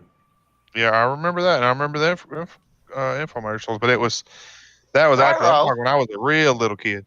Nope, we never had that. I don't remember that. So let me look it up. What state did you live in at that time? Pennsylvania. I've always lived in Pennsylvania.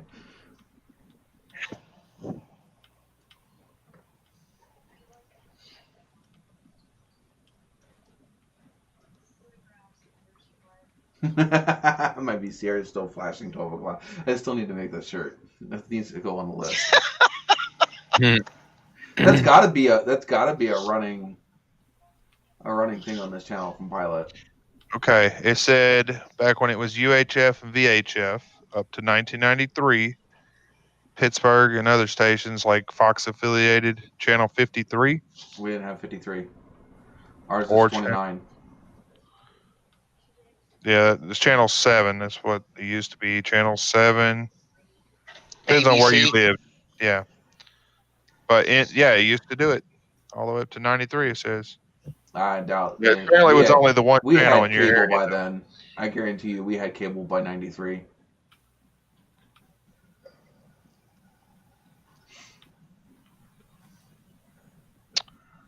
That must make me a rarity. I can say never in my life have ever had cable TV. Really? Cable TV. I had cable TV all the way up until I left my mom's house. I never bought it. I never bought cable since moving out of my parents' house. I went to go buy it once, like around 2014 or 15 or something like that. And mainly because I wanted the Speed Channel. I get the I call them up and I'm like, whatever package has the speed channel. I'm like, we don't have the speed channel anymore. And I'm like, well, that was really the only reason I was buying cable to begin with. So never mind. I'll just stick to my internet.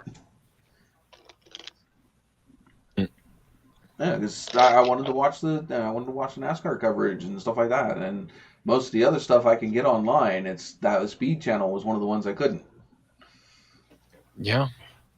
because I wanted to watch my car shows. You know, they that's mainly like where all the stuff that used to be on TNT or whatever on the weekends, the trucks and all that. and Hot Rod Magazine and stuff like that. All those shows, a lot of them went to Speed TV. And then they killed Speed TV. Yeah. Well, then it went to Velocity, right? I don't know. It's just it sucks. So they got rid of the one channel that I like. We're like, but we have like 7 different NFL. I don't watch NFL. I could give a shit about any of those sports. I watch automotive racing, and that was the one channel that specifically dealt with automotive racing or racing. They did boats, all kinds of stuff, but yeah. If it had a motor, it was on there. Yeah, it's the one station that I could at least watch something any time of day. I'm surprised you're not an Eagles fan being up there. I don't like football. Period. Don't like it. I don't even like watching it in person. I'm not a football fan at all.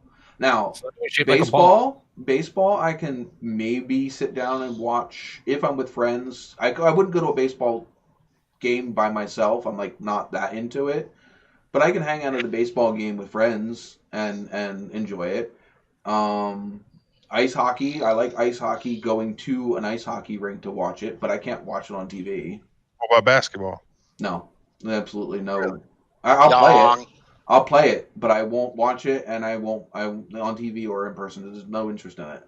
As big as Michael Jordan was when you were a kid? I'm not a Michael Jordan fan either. Wow, what? I liked him in acting. I mean, I'm a big fan of Monster Jam, you know, but Space Jam. Yeah, Space Jam. That's what it is. But I liked him in that stuff. But as far as his basketball career, the only thing I can tell you, I think he had the number 23 on his jersey. I think that's the only thing I can tell you. Well, he played on what, Magic or something like that. No, Chicago Bulls, man. Come on. Well, I thought he was on. I don't know. Yeah, he was on another team, Seattle. Yeah, what was Seattle's team? When was he on Seattle? Retired. It was a white jersey. I think it was Seattle. When he was in baseball, he did own the Washington Wizards for a little bit. I think he did play for the Wizards for a little bit. It was basketball because it was after he's retired, and then he was. It wasn't Seattle though. It was the Washington Wizards. To play with the team and given part ownership of the team in order to try to build them up so they could be a better franchise. I'm not a ball sport person. Just not. I've never really found any amusement. Yes, you are. What? You love any kind of racing. Pocket pool. Why? Because most racing takes 2 balls to play, not that shit that they do in that other stuff. But no, I'm more of a mechanically inclined person, and those sports don't entertain me. And even the racing stuff, it's not necessarily exactly the racing that entices me. It's the it's the mechanics. It's the horsepower in the vehicle itself. Yeah, it's the mechanics. It's the that's the part that really gets me. Speaking sure. Of do MJ, I like listening to them and smell them and all of that? Yeah. Do I necessarily find when they get into a groove and just start making laps as entertaining? No. But then again, I don't like what they did to NASCAR either, which is where they basically orchestrated that to happen. They put everybody in a box. I don't.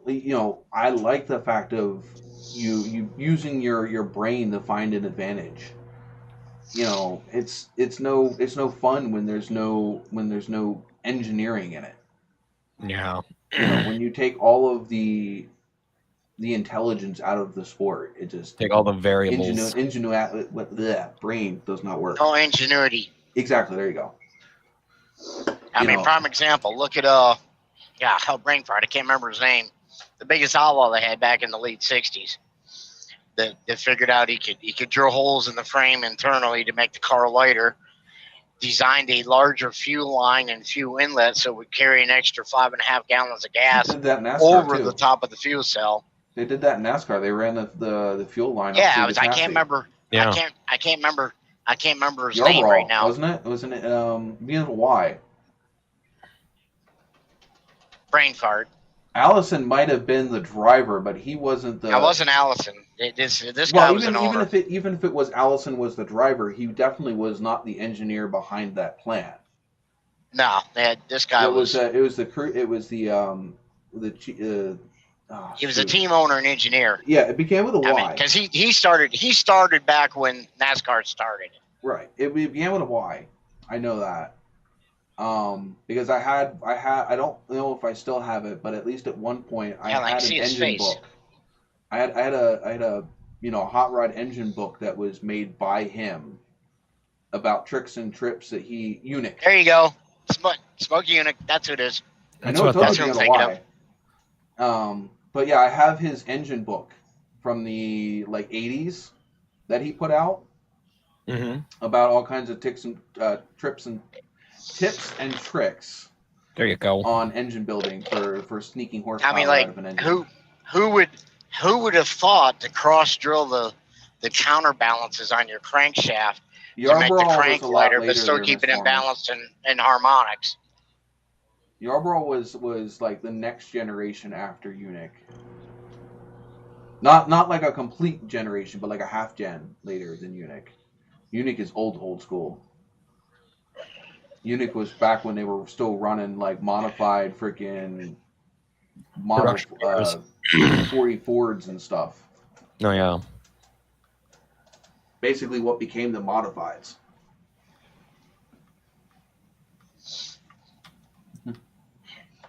Like one of the greatest crew chiefs, Suitcase Jake. You know what? I never gave everybody freaking points. How could you? Speaking of Jordan and NASCAR, what are you guys' thoughts on him and Denny Hamlin forming a team for next year to run at the Cup level? Don't care. Never didn't know anything about it. I don't. NASCAR does not. NASCAR has lost me as a fan because there's nothing left. Well, you got too much wrestling to watch, right? Oh, don't fucking watch that crap either. Come on, you do. Ric Flair and all that stuff. No. He was big into that. Nope. Ask Jess. The most I know is like Hulk Hogan and shit. Yeah. Yarbrough was good for me, but he was a long time ago. But that's only because they're a little bit more well known and not just in the not just in wrestling. Yeah. See, when I was in high school, Stone Cold was huge. Did you find a bunch of construction workers? No. What happened? Jess is having a heartbreak as something happened in her game. Yeah. Scared her. Your building went boom? Did you not have enough supports in it? Her building collapsed. Oof. The whole thing? Yeah. That's going to leave a mark. The whole thing? Well, the whole, top 2 levels. Yeah, you put too much weight on it. I don't understand. You have to. Her top 2 levels of her building collapsed. Oh. She didn't have enough support. Put too big a cannon on the top floor. It wasn't even as big as my base. Yeah, but it's weight. Huh? It's weight and materials you're using. The whole outer rim was cement. Right, but the inner structure still has to support weight. Each block can only span the weight of so many blocks in each direction before you need a support post. So if you didn't have enough support post spaced out between your blocks, then it's not. As soon as you put too much weight, it's going to collapse. And I didn't even have a full thing on the top You should level. have a post every 5 to 10 blocks. Huh? You should have a post every 5 to 10 blocks in every direction. Can't do big space. Did. I'll tell you. Like it literally killed like 5 forges, my chem station, my That sucks. workstation, Ouch. which had stuff in them. That's a feels bad. Yeah, you definitely should be consult an engineer before you build. What? You should definitely consult an engineer before you build. They have limitations, and if you exceed the limitation, it collapses. What? Build interior walls, not just empty rooms. Not just columns. Build walls. Inside walls. I'm upset. I bet you are. I would feel upset too. Oh. You have learned a lesson today. Support is friend, not Yes, foe. support is friend. Better study engineering, make it a pyramid. Even pyramids are tricky in this game because the way that the physics work in it. Now the building is based off of squares like Minecraft. Yeah, so like you have to watch depending on how you put it, it will only support so much weight. And once that weight limit is exceeded or support limit is exceeded, it collapses. And it collapses like dominoes.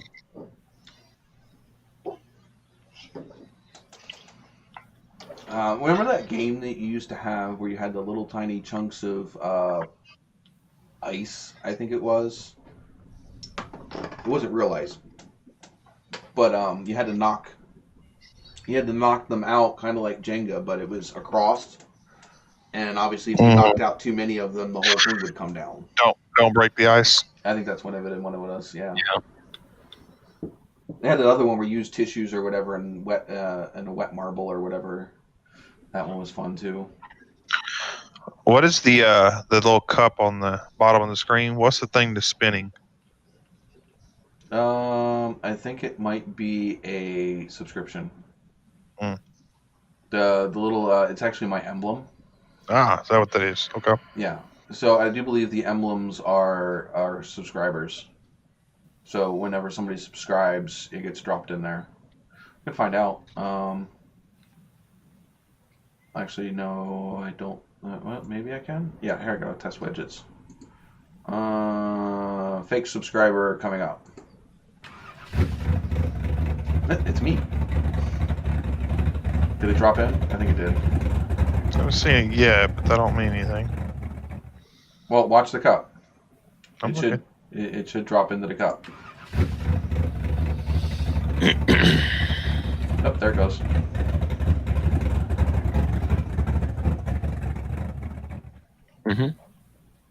I saw it. Oh, there it goes. So yeah, when somebody subscribes, it spinning. pops in.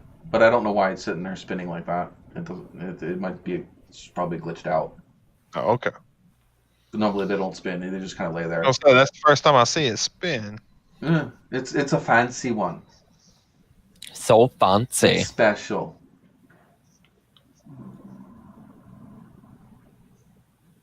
Pilot, pretty much correct. Yep. Span times distance times weight. Yep. But like I said, everything is a cube in that game, and even if it's not a cube, it's still a cube. The game still recognizes it as a square chunk of whatever. Even if it's round or flat or off to one side of the shape or the other, it still counts it as a whole block. Even though if you only see, like one part of it, it still sees the whole block as a single unit. But also each material can take a certain amount of weight. So if it's wood can take less weight than concrete than can metal. So, depending on what you make it out of. I think glass is the worst. It's the heaviest and the weak. Yeah, it's the heaviest material, and it can only withstand so much. I think it only stands 7 of its own height. So like if you stack them on top of each other, I think you can only stack them up 7 high before they collapse. Under their own weight. Yeah. I lost so much material. But yeah, so some of the other ones are like that too. So Yeah, the other thing is did you have any of that wood? No, it's all stage 2 cement. Yeah, you didn't have supports in the right place. They didn't have a support underneath of a support. Like they weren't stacked on top of each other. Like if you had a support here and a floor, and then you had another support over here, not directly above this one, then it can cause it to be unstable too. We have to make sure the supports are lining up on top of each other. But that's like I said. Other way you could do that is just to build full walls instead of just columns. Everything was fine, and then I was just putting in iron bars on the third floor. Well, iron bars are still weight. And you can only put so many iron bars in a row before they collapse too. Like you can only make them so far out without a support underneath of them, and then they'll fall too. They can only go out. I think they're only like 7'2", right? Something I'm just like that. happy they didn't freaking damage the bottom floor where all of my storage is. Yeah, that would suck. Yeah, this game isn't really quick to get a lot of stuff. So like she lost her building, but she also lost a lot of time and resources too because, oh my God, Pilot says you should have used dogwood. You can tell it by the bark. Wow. She does not look amused. Pilot, she's Dad not as jokes. amused. Retreat. Oh, I'm kicking my cat. See, My now, cat is you sitting see how in it is, the though? chair. I mean, I rode down through there last week by him, and he didn't even come out and offer me an ice house. My God, Pilot. He drank them all. I'm telling you. Oh, where are we at? What Nope. time is it? No, when we come down through last week, we was only about 40 miles out of Milwaukee, 50 miles maybe. That's like an hour and a half, though.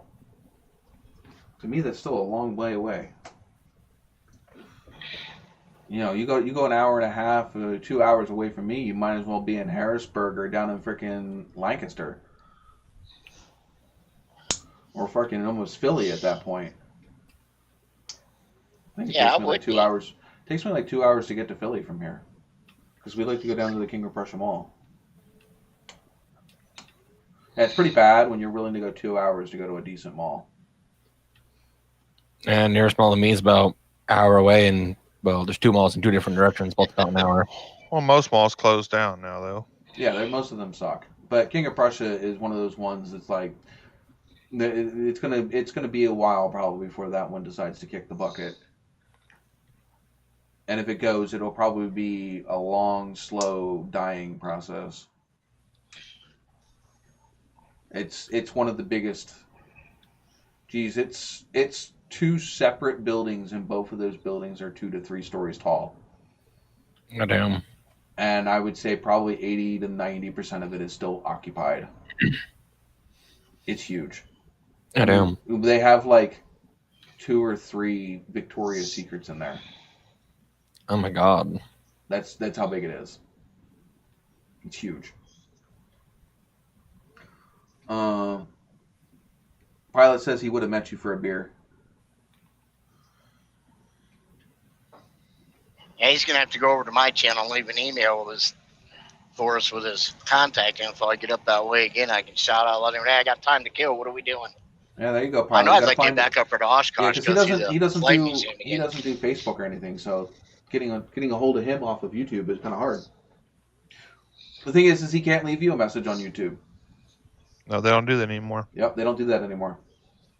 I have to have a separate social media just for messaging. You know, just that way. Like I have to convert people that if they want to send me messages. I had somebody message me on Instagram the other day. He was rebuilding the transmission in his Dodge, and he's like, I can't figure out how to line the transfer case up to up to the tail housing, and he says it's like it's got like an inch left to go, and it just won't go any further. And he sent me a video. It wasn't the transfer case he was trying to put up to the end of the transmission. It was the overdrive unit. Oh, you have to put that on first before you put the whole rest of the transmission together. So unfortunately, I had to tell him, you've got to take that whole transmission back out of that truck, and you have to tear that transmission all the way apart, and you've got to start over. Big oof. That video that I have with the truck surrounded by a bunch of like flammable barrels. Yeah, I made that mistake. I figured it would have been easier to build the rest of the transmission and then slap that on the end. Like, you know, that would be easier to move the transmission around being lighter, because that overdrive unit, it's a good half of the weight of that whole transmission. It's heavy. Got it all together, went to go put that on, couldn't get it on for the life of me. There's two reasons. A, trying to get all of the splines to line up with all of the clutch packs in the overdrive unit, and then also get the little tail snub on the end of the output shaft to line up with the end of the end there. And number two, getting the parking brake, the park lock. Yeah, parking ball.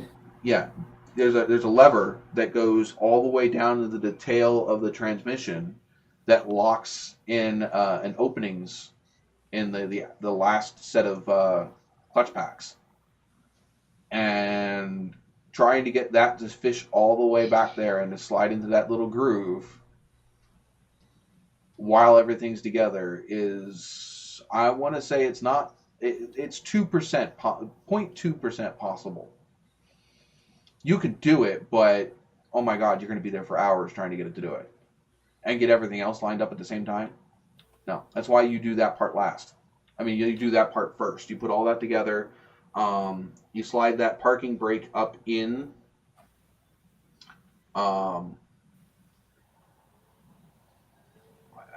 When it's not attached to the transmission. Yeah. But yeah. So unfortunately, I had to tell him the bad news that he's got to take everything back apart. Rip.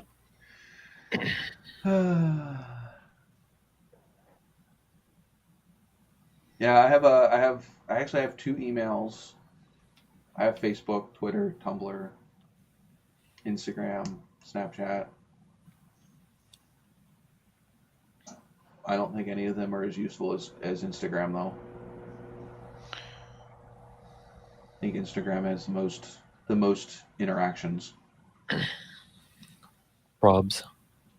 It sucks though, because like you can't use Instagram like you can. Like I wish Twitter had the interactions that my Instagram does, because I can more easily put out, like when I'm going live and stuff like that on Twitter.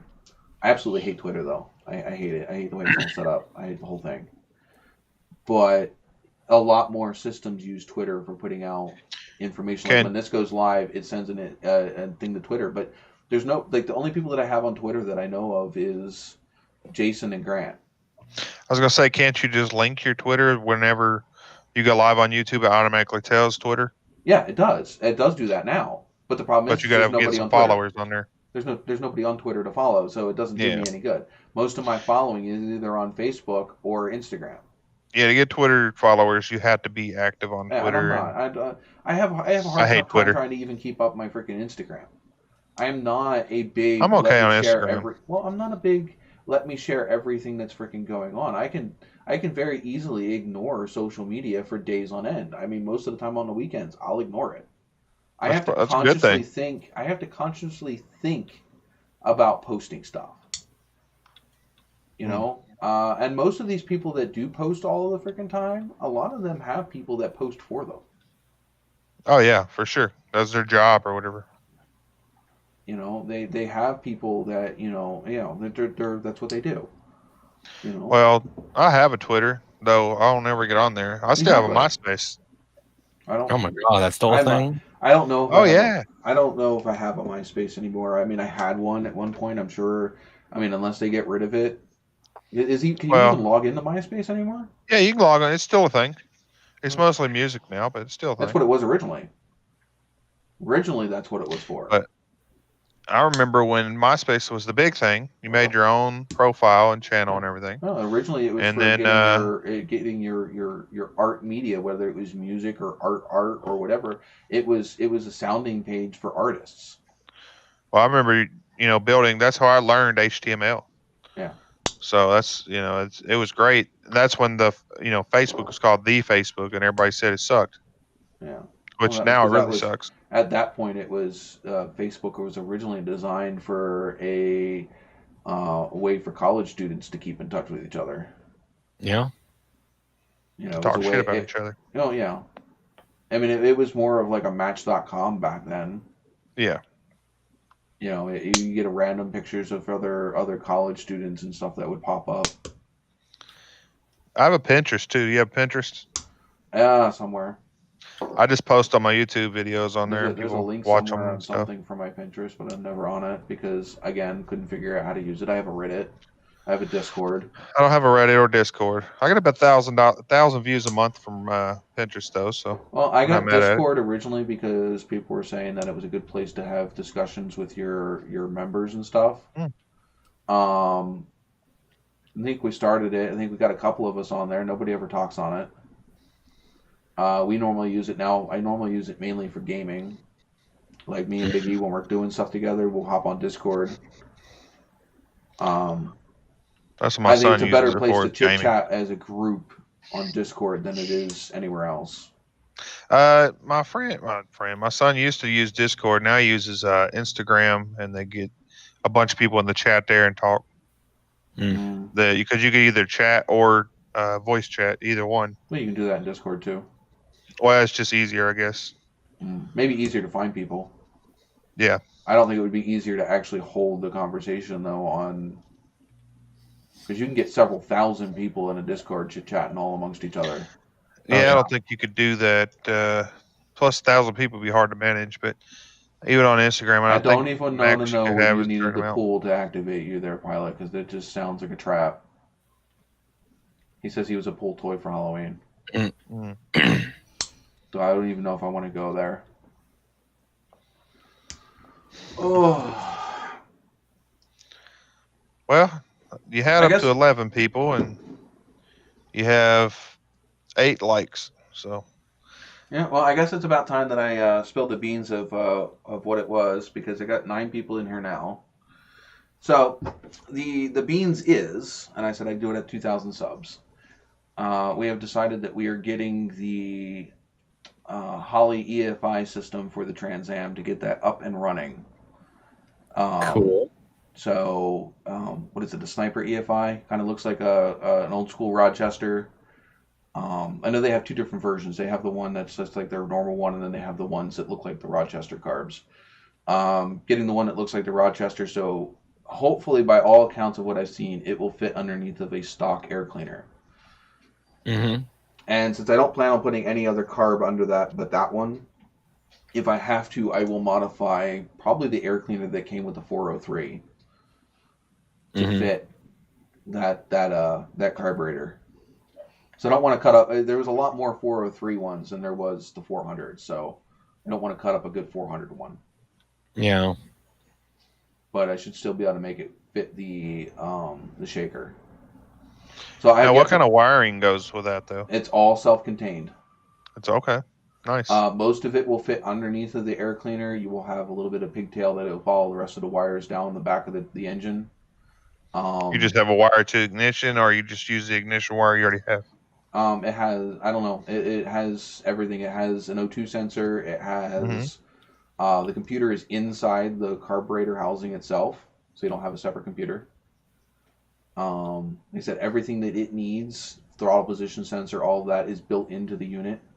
Nice. And everything hides underneath of the air cleaner. So when you pop the hood, it still looks like a stock carbureted vehicle. So I don't, like I said, yes, there is a computer, but it's inside of the actual throttle body. Then you're gonna go to driving it like normal? There's going to be some other things that I got to do before I can get it inspected, but was like the main reason why I couldn't do anything with it is because I couldn't get it anything above an idle. Even that video that I did with the 4th of July burnout or whatever, after we got it running, as soon as I tried to get on it, it fell on its face and choked and died. Like right at the end of that video, what you don't see is it dying just as it went off a camera screen. Like it did the burnout, and as soon as it went past the camera, it died. And it took us an hour and a half to get it started again, to get it up the hill, to get it to park back in the garage. So you should have showed all that on YouTube, man. No, at that point it was more of trying to get it off the road. Yeah. The videotaping at that point, because again, that's another thing where if you have somebody else that's dedicated to filming for you, you can do that stuff.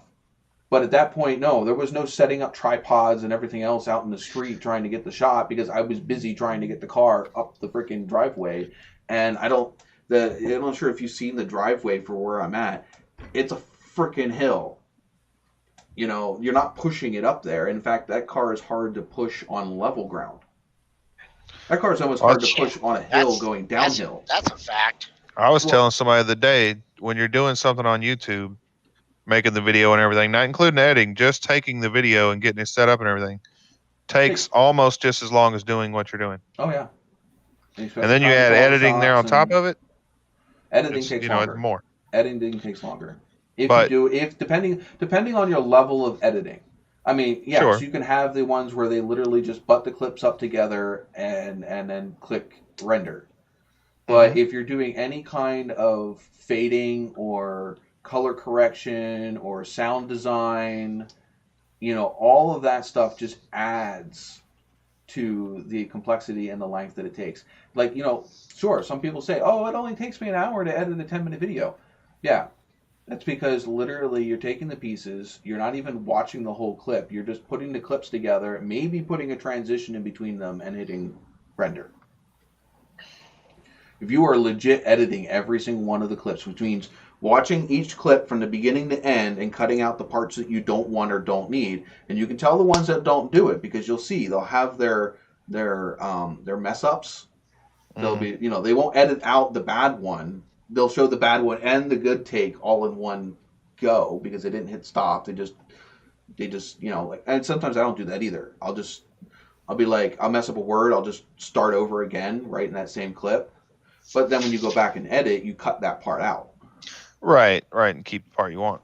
Right, but most people. My earlier videos, I didn't do much editing, so you could tell the difference between my earlier ones and the ones I have now. There's also sound design where you're adding sounds that aren't in the actual recording, but you are expected to hear, because sometimes the mic doesn't pick it up. So you got to go back and you add it in post-production. I went that far, yeah. Sometimes I'll add some background music real low or something, but that's about as far as I go with that. Let's say you're doing a bit where, let's say you have the camera far off and you're doing, I don't know, maybe changing a tire and you have a zip gun, right? The camera doesn't pick it up, but you could add that in post-production. I wouldn't though. Maybe unless I was making a joke TV out of shows, like if you watch like any of the Trucks episodes and stuff like that, from what they have that in there. If you ever watched the channel Slow Mo Guys, yeah. No, I've never watched every single sound that is in the sequence where it's in slow motion is completely fake. So the sounds of stuff coming apart and, you know, stuff banging against each other in slow motion, every single bit of that is fake. Because their slow motion camera doesn't record sound. Yep. Especially nothing records sound at 1,000 frames a second. Yeah. Right, you could just get the long drawn out. Even when you're talking, it's like, oh. You know, and if you were to slow it down to 1,000 times slowness, it wouldn't even sound like, wah. It wouldn't sound like anything. No, if you did hear anything, it'd probably sound terrifying. It would just sound mush.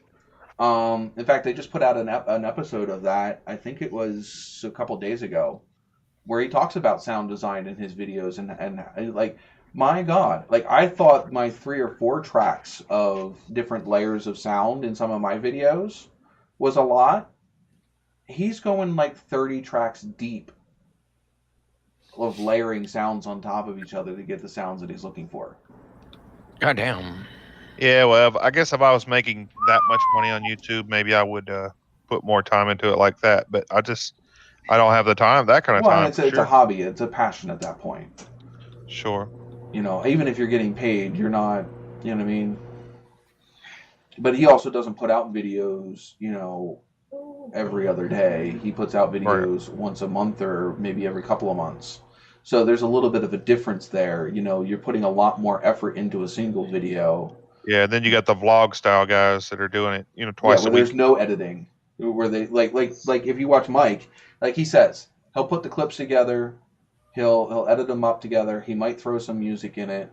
He's pretty good at some of the like the B shots and stuff like that. But like he says, he doesn't do a whole lot of all the tricky stuff. And he was just talking about getting somebody else to come in and do to do his filming for him. Or do the editing. I'm not sure which one. Probably both. But yeah, you know, if you have somebody to be able to do that where you can focus on what you're doing, like the problem is when I'm out in the shop, I only have so much time to do what I need to do. So I've got to balance filming, get some decent shots, but also need to get the stuff done that I need to get done. Mm-hmm. And sometimes, you know, like when I went out there and pulled the lines off of the truck, I didn't film. Why? Because I had a time limit. I needed to get that done. I had people waiting for me to be done so we can go finish doing whatever we needed to do. I just needed to take them off the truck real quick. I'm not going to freaking set up a whole freaking camera system just for me to pop the hood, take the freaking AC condenser off of it, you know, take a wrench and loosen up 2 lines in the front and 2 lines down at the transmission and film it. It'd take me probably an extra 45 minutes just setting up the camera shots for something that took me maybe 15 minutes to do. Mm-hmm.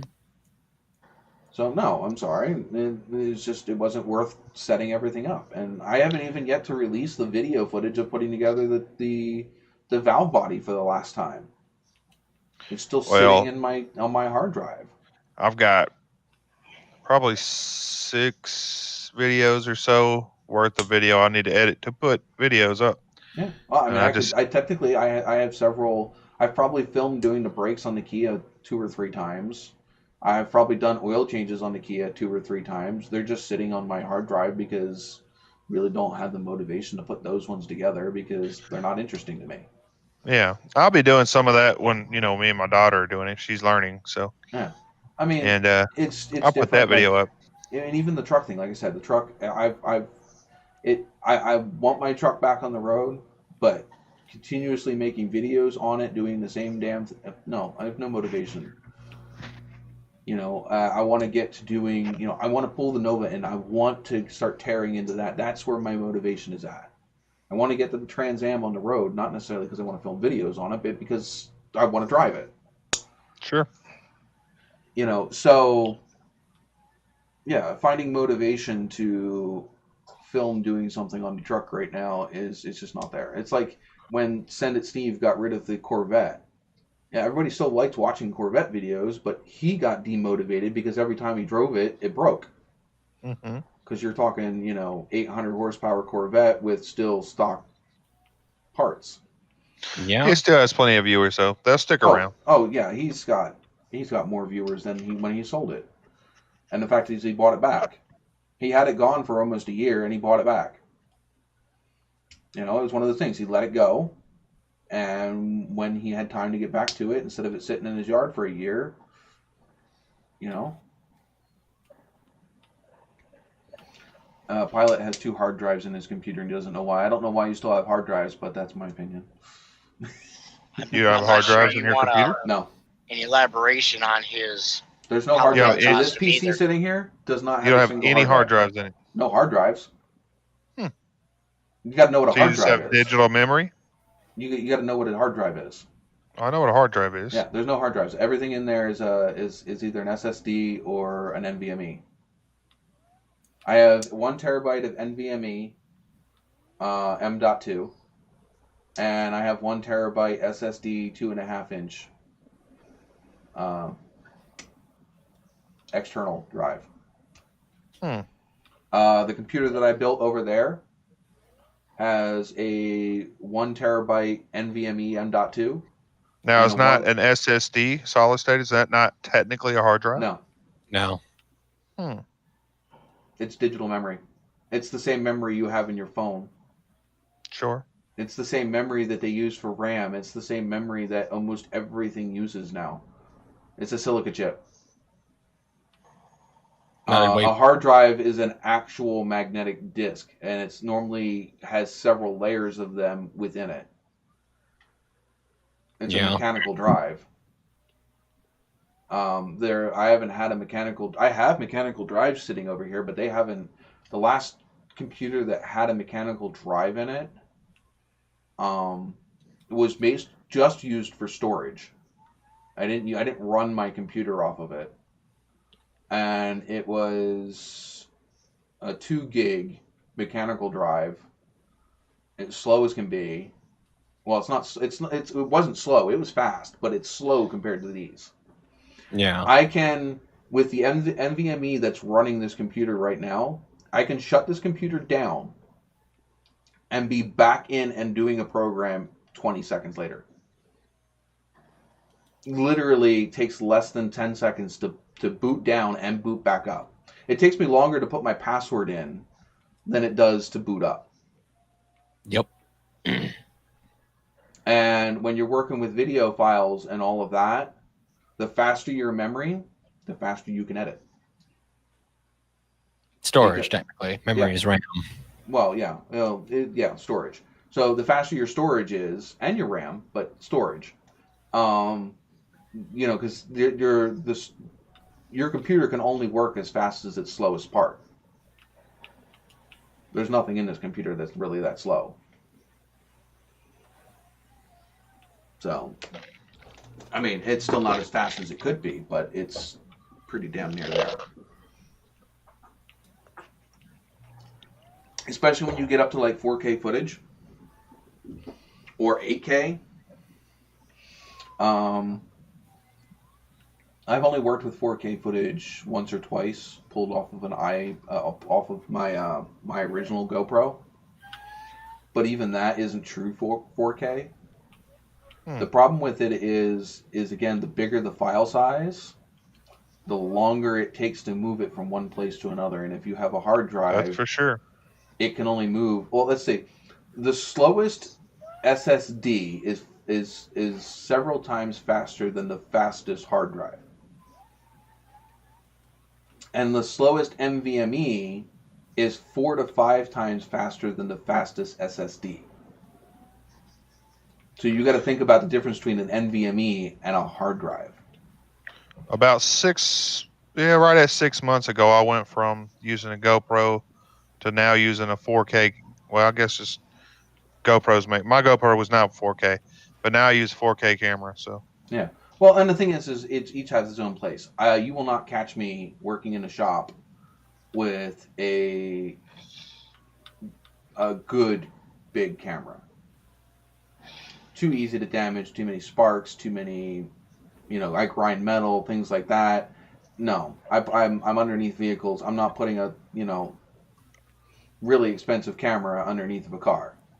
Yeah, Rogue Spark has metal lens, and then that camera's just trash. Yeah, most of my shots are on my old phones, where if they get damaged, okay, so it sucks. But it's it's old technology. I'm only using it for the camera anyway. Or the the fake GoPro, which cost me, I think they cost like $40 for the ones that I buy. The throwaway.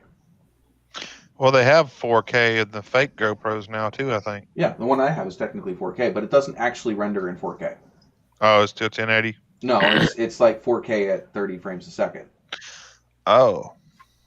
But yeah, so it's not technically okay. 4K. It's just it's. So does YouTube register it as 4K? Probably. When you load it, does it say 4K at the bottom? It might say 4K, but is it actually 4K quality? Well, that's what I'm saying. Does it register it as 4K? It might register as, but it's not. Okay. That's it's upscaled. Gotcha. It's not actually 4K. Samsung did that on like the what was that first phone they did all that on? The Note 5 or something? Oh. Or they upscaled it when it wasn't truly 4K? All right. I keep thinking about going back to this Sony Handycam that I had before. Price keeps dropping on it. It filmed in 1080p. It filmed in the dark. It had night vision. It was a decent camcorder. They have a camcorder on Amazon that I've been looking at. It's really highly rated. It's 4K and everything. You ever notice though that most people that do YouTube don't film on a camcorder? Right. They film on a DSLR because it has a better picture than a camcorder. I've done a couple of my DSLR and I just quit using it because it just I didn't much care for it. They're just I too thought it damn was expensive. grainy. They're too expensive for me to want to dump money into it. I Well, find my it wife absolutely hilarious. is a photographer, so she has one. That's what I was using was her camera. I find it hilarious when I'm watching these people that have under 1,000 subs and they're recording with these huge ass freaking DSLR setups that cost around $2,000 to $3,000. Oh You know, and they're out there freaking recording like their big shot freaking let's make freaking 100,000 views a video, and they've got like 50 views on their videos. I'm like, dude, you could have shot that shit on a phone, had almost the same quality, because anybody watching it on their phone ain't gonna tell the difference, and saved yourself freaking money until you started making money to freaking have equipment like that. I don't see the point in dumping the money into equipment like that when you're not making the money out of it. It doesn't sound like a very good investment. Yeah, the only reason I use it is because, like I said, my wife's a photographer, so she already had it. Yeah, I mean it's like starting out in the construction business and getting, the top of the line construction materials and getting 4 or 5 freaking trucks with full toolboxes, and then a year later you go belly up. It's like you could have started out with a few trucks, 1 or 2 trucks with some mid-grade quality tools, and waited till you had a decent income of, contract work to where it facilitated the need for the better tools and the more trucks and the, you know what I mean? You don't go for the biggest freaking business building you can find when you're just starting a business. You work out of your damn garage because it's low overhead. It's the same thing like here. You now have several $1,000s in equipment, and you aren't going to be making any money off of that setup for at least a couple of years. You definitely ain't going to make 2 to 3. If you're lucky, not everybody on YouTube will make it. I mean, I've been here since 2014. No, I'm not saying I'm the freaking poster child for YouTube. I'm not. But even with the pace that I'm going, I don't think that I've hit $4,000 or $5,000 in my whole YouTube career. So yeah, you're not making money like that to facilitate the need for that much gear. Now, yeah, I've got a good bit of money into this computer sitting next to me, but then again, I tried building it cheaper and my software wouldn't run. I started out with a 6-core. Yeah, it started out with a 6-core processor and a Radeon 570 graphics card, and I could not, like, you know what scrubbing is when you're talking about videos? Where you go back and forth through your footage to scan for the specific thing that you're looking for. Mm-hmm. I could not scrub a 1080p it would just freeze video. up on you? Oh, yeah. So if you had 4K, you'd be messed up. Oh, yeah. It would take me 4 to 5 minutes after I changed something in the video for me to be able to actually sit back and watch that clip play. My computer, I do 4K. This computer right here is pretty slow, though. It probably takes me too, because I mean, like I'm using DaVinci Resolve. Yeah, it's a pretty high-end software. I use CyberLink 18. Right. Well, I mean, like a lot of them might not be very CPU or GPU intensive programs either. It is actually. If I had a faster computer, it would be much better because it takes me probably for a 15-minute video to edit it, process it, and get it converted onto YouTube takes me about 2 hours for a small video. How long does it take from the time you hit render till it's done? About 30 to 40 minutes. Yeah. This one will render. This one rendered that that clip that I played that I did yesterday. That's a full video clip. It has video through the whole thing. You don't see the video because I have it hiding behind the countdown for that beginning. Right.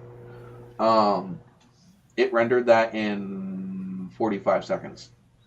Yeah. Now I wish my computer's definitely not there, but this computer I got for free and I back up to where it runs. It works. Yeah. But Well, it's this kind of computer quick for a here- laptop. This computer here is about $1,800. Oh no, I've got with the parts that I bought for this, I've probably got about $150 in it, including the new touchscreen I put on it. Well, the first one that I built, with the AMD 2600 and the Radeon 570 or whatever it was in it. That one was about $800, $900 total. Oh yeah. So that was with putting some more expensive things like the NVMe sticks and that stuff was in there still. I had 32 gigs of freaking RGB RAM, which I could have spent $200 less in the, not 200. I could have probably spent another $80 less on RAM if I didn't have it light up. There's things that I could have done to make that computer a lot less. Mm-hmm. The motherboard alone on this was $160. That you probably could have spent $80 or $90 for a motherboard that would do similar. But this has all the bells and whistles on that motherboard for this tier. So for a B450 board, which is what this is, it is what? It's not the top top ones, but it is the top one that MSI makes. Mm-hmm. But there are two other boards that are like God mode compared to this one. Was that the Asus Strix one, and then there's ASRox makes a really high end one too for the B450. Oh, but yeah, you definitely like that's somewhere where it's a long term investment.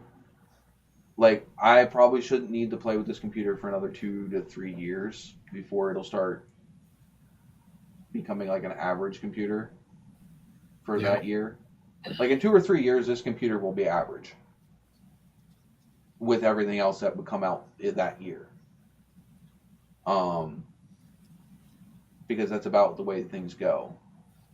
I mean, at one point, this laptop over here that can't freaking claw its way out of a freaking Google page at one point was one of the fastest gaming computers that was out for its year. And now it has trouble doing some of the basic stuff. So, like, being on the leading edge, you don't stay there very long. But I don't know. I find that it helps with workflow because I'm not spending so much time sitting here trying to get my stuff to work and waiting for the computer to do its thing. I can do what I need it to do, and it can do what it needs to do pretty quickly. So like I said, that was a pretty simple render. I didn't do any color correction. I didn't do anything like that. I think if I did color correction and stuff like that, it would take it'd take 2 or 3 minutes to edit. I mean, not to edit, but to render. Right. But again, like I said, I have fast storage, I have fast RAM, fast GPU, fast CPU. So, like, everything can talk to each other pretty quickly. So it doesn't take as long. But it was agonizingly slow. I couldn't even, it would lock up when I had the 2600 and the 570 GPU.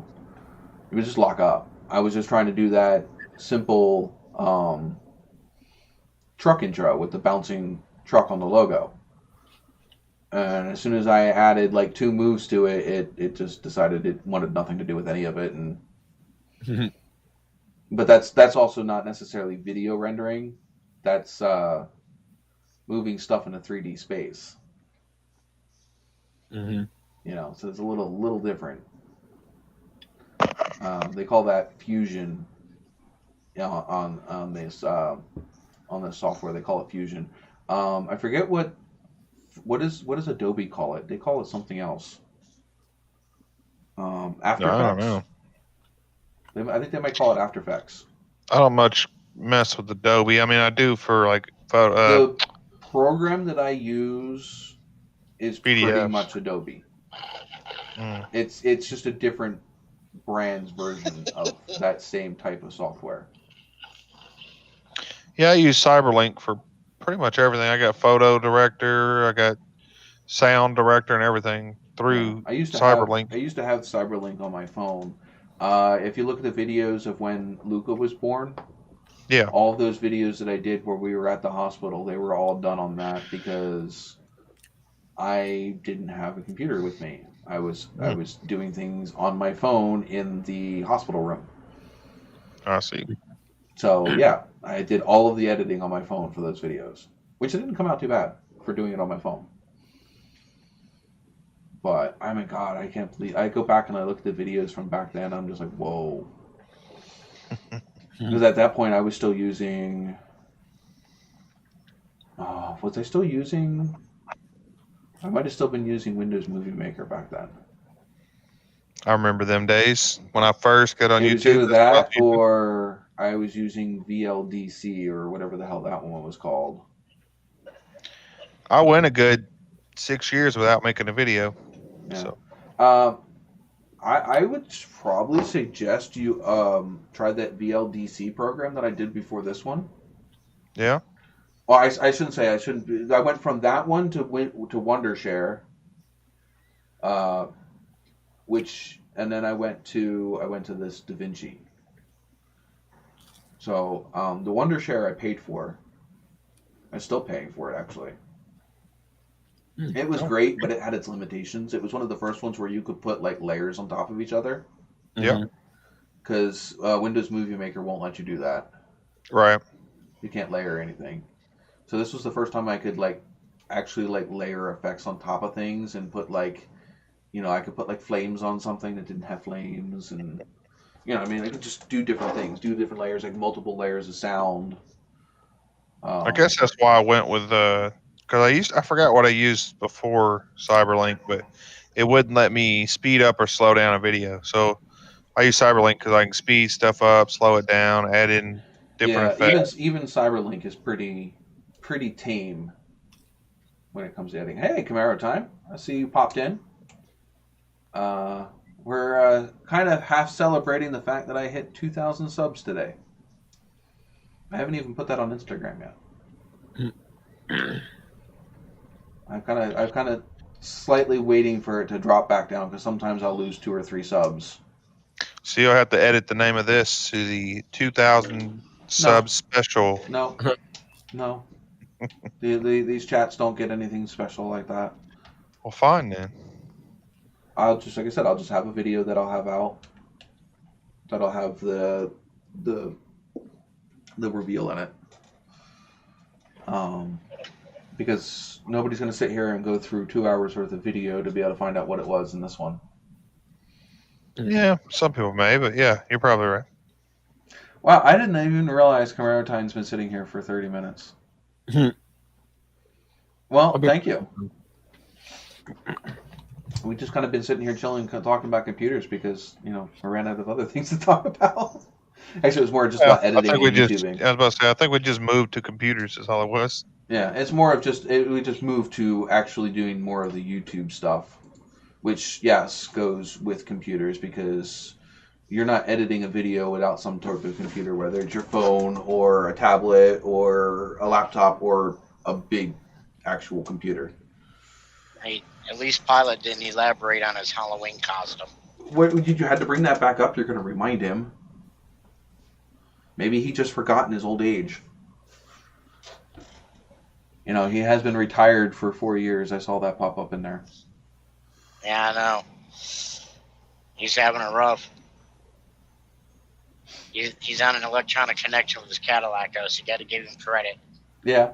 Hey, he's still getting it. Cadillac. He's got the girl. He's got the beer. What else more? He's still living the good life.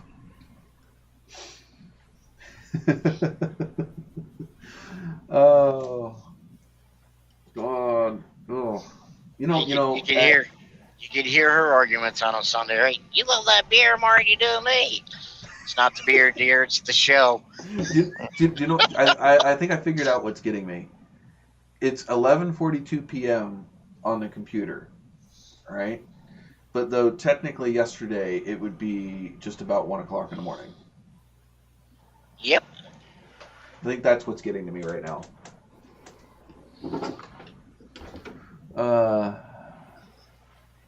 He's been involuntarily retired from my job due to COVID. Damn, I didn't even realize that. I mean, I watch Pete's videos off and on. I do, and I don't watch them necessarily all of them because the detailing stuff doesn't. Well, the detailing stuff doesn't interest me as much because I don't have a car nice enough to want to detail like that. The key is they aren't beauty queens. The Trans Am's got spray paint finish. The Nova's got spray paint finish and rust. And the truck is what, 20-year-old paint? And it's a truck. So it's got truck paint. So he hasn't told anyone anyway. Looks better than mine. So hopefully Camaro. Hopefully, I mean, you are killing it in the subs. I think the last time I saw when I looked on the sub count page, you have close to 8,000 subs. It was either close to 7,000 or 8,000 subs Camaro Time's got now. Holy poop! Yeah, he's Pretty a lot. nice. Hey man, you can't beat Pete and repeat, man. That's still some of my favorite freaking shit. Mhm. And a lot of the editing tricks that I've learned from Pete as well. He uses DaVinci. So a lot of the editing tricks that I have is from him, like getting words to pop out of thin air and stuff like that, like look like they're rising out of something. Mm-hmm. 6,000, yeah, so close to 7,000. So yeah, that's a lot. That's a whole lot. He was keeping pace with me and Jason and Grant back when we were still trying to get up to 1,000 subs and stuff. So he definitely jumped out ahead. I mean, but then again, you got to look at the quality of his videos too. I mean, there's some good quality videos. Mm-hmm. I mean, especially when like you said, when you can edit, two of yourself and not tell where the line is at. That's some freaking skill. Gotta give credit where credit's due. He can freaking do it. Now, if you can get them to watch, yeah, you're never going to get all of your subscribers to watch your videos. It'll get there. I mean, even some of the biggest YouTubers, no more than 20% of their full following actually watches every video. Well, and some people go back and watch it later on. Well, yeah, but I'm saying, if you count how many views they have, and even the funny thing is, even if you go back and you look, say you got almost as many views as you've got subscribers, most of your views come from people that aren't subscribed to your channel. Still, well, I would say it's mostly mine, but of course it's mostly mine because I don't have that many subs, yeah. But I have plenty of views. Or I a don't good think amount. I have more than 10% of my subs actually watch my content. So most of my views come, well, except for these live streams. These live streams are definitely different. The live streams definitely have more subscribers than they do non-subscribers. Sure, of course. I'm probably sure almost everybody that watches these live streams is, well, up until the point that it's not live anymore. I'll have more non-subscribers pop in and check out a live stream after it's live. But most likely, we don't normally have non-subscribers in here actually watching the channel. Most people just find the one video that has something to do with what they need and sub and then never watch again. Yeah, pretty much. Welcome to the life of DIY, and let me show you how to do something channels.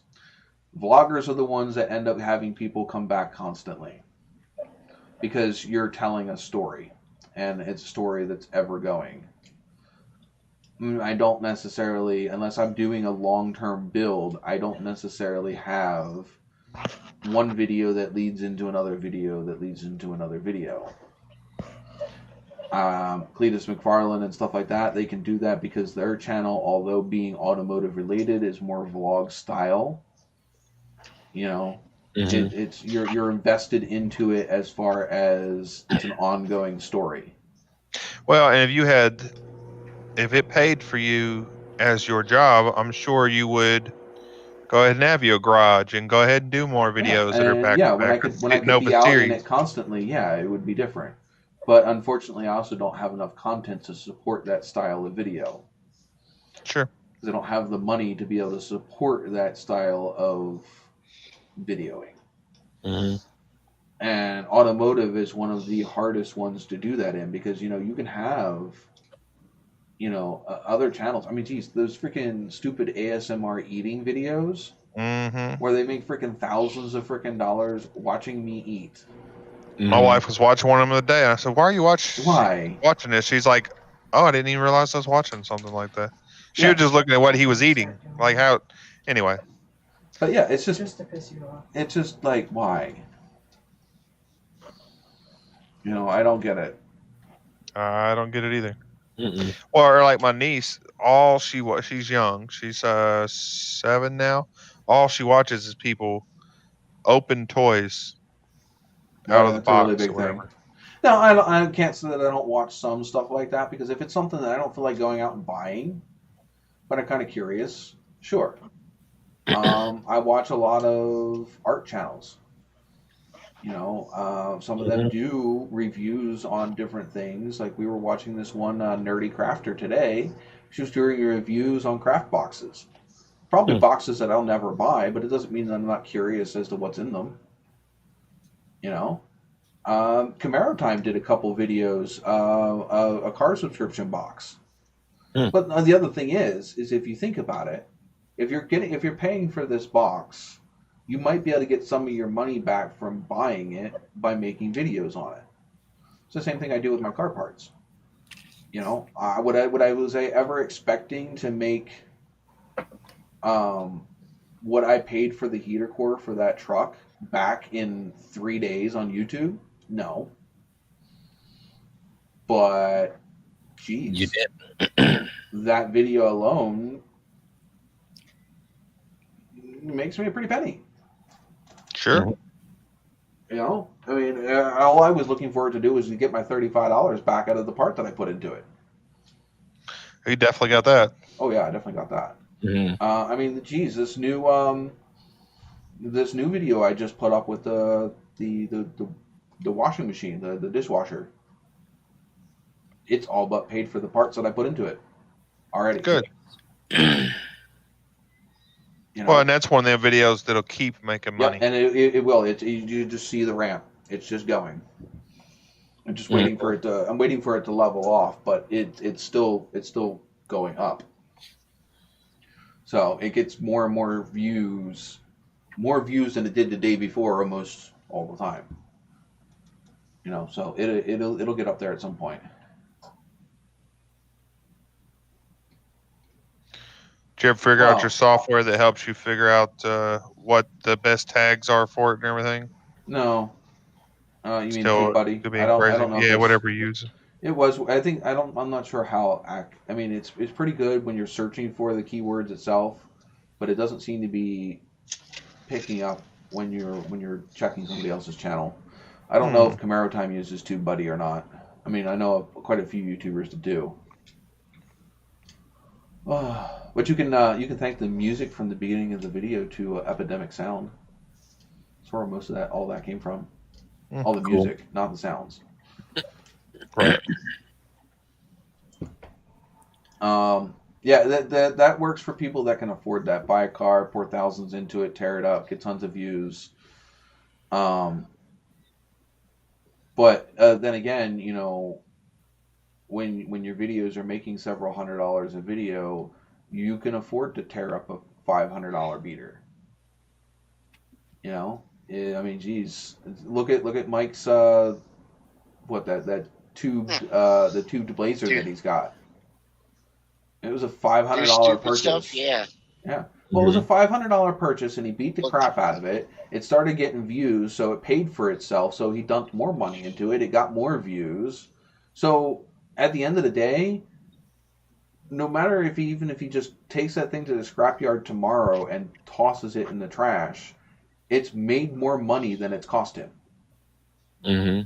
So yeah, again, that's that cost-effective barrier. There's certain things that are more cost-effective for somebody his size to do than it would be for me to do the same thing. It's more cost-effective for a big YouTuber to go out and go spend a bunch of money on a camera than it is for me. The epitome of that, go Yeah. watch the Whistling Diesel channel. I will not. I refuse to watch that channel. I Oh, refuse to watch that channel. Mhm. I watched a few of his episodes, and although I do get his point, I just can't stand to watch it. At the end of the day, yes, those are just trucks. It's just property. It's content. He probably makes more money than it cost him to freaking, than those trucks cost him. But again, at the end of the day, I can't stand seeing somebody else's hard work get destroyed like that. Mm-hmm. The first couple of ones he did were like putting them on spike rims and things like that, or the little itty bitty tires on the really big truck. Those ones were cool. Purposely Yeah, the same truck that you bought out of New York. trashing and torching a freaking car. That big old Ford he had at one point, like a '70s old farm truck. Uh-huh. That one hurt because that was a pretty truck. It was just it wasn't SEMA pretty, but it was classic antique pretty. It was used and still around pretty, if you know what I mean.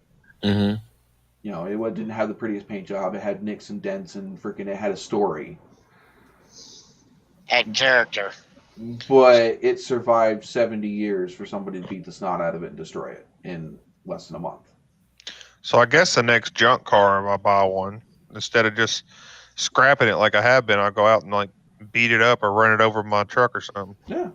Maybe they'll give me some views. People like that shit. I mean, the thing is doing something like that, okay, if you got a car that's going to go to the scrapyard anyway, okay, you got a car that's going to go to the scrapyard anyway, and it's not going to cost you much to make content with it in a different way before you junk it, why not? I mean, look at it. Okay, perfect example. Jason, okay, old car auto guy. Have you seen a couple of videos he's put out where they were beating the snot out of that Volkswagen and stuff? The cars were doomed for the junkyard anyway. They were not savable as a daily driver. They weren't going to, no matter how much money you put in. Well, not no matter how much money, but it wouldn't have been cost effective to put the money that required to put them back on the road. It wouldn't be, as a used car salesman, wouldn't have benefited him. Right. Mm-hmm.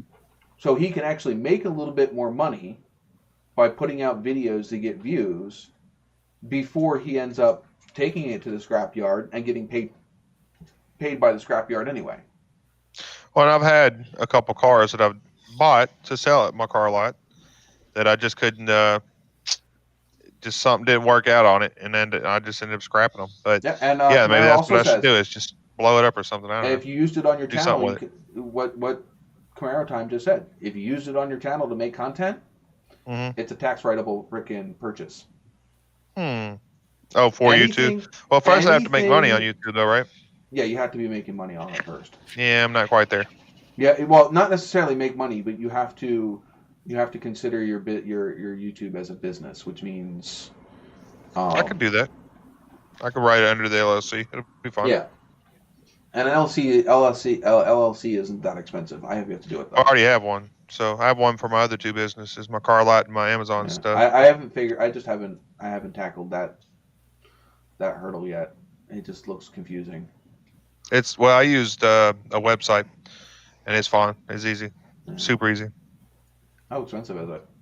The website I used, it was $150, but it was forever. It's forever, and it the name that I have for my business, it makes it where nobody else can have the name and everything too. So yeah, copyright it.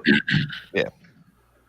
But yeah, the Camaro time. It's what it's actually not old car auto guy anymore. It's just old auto guy.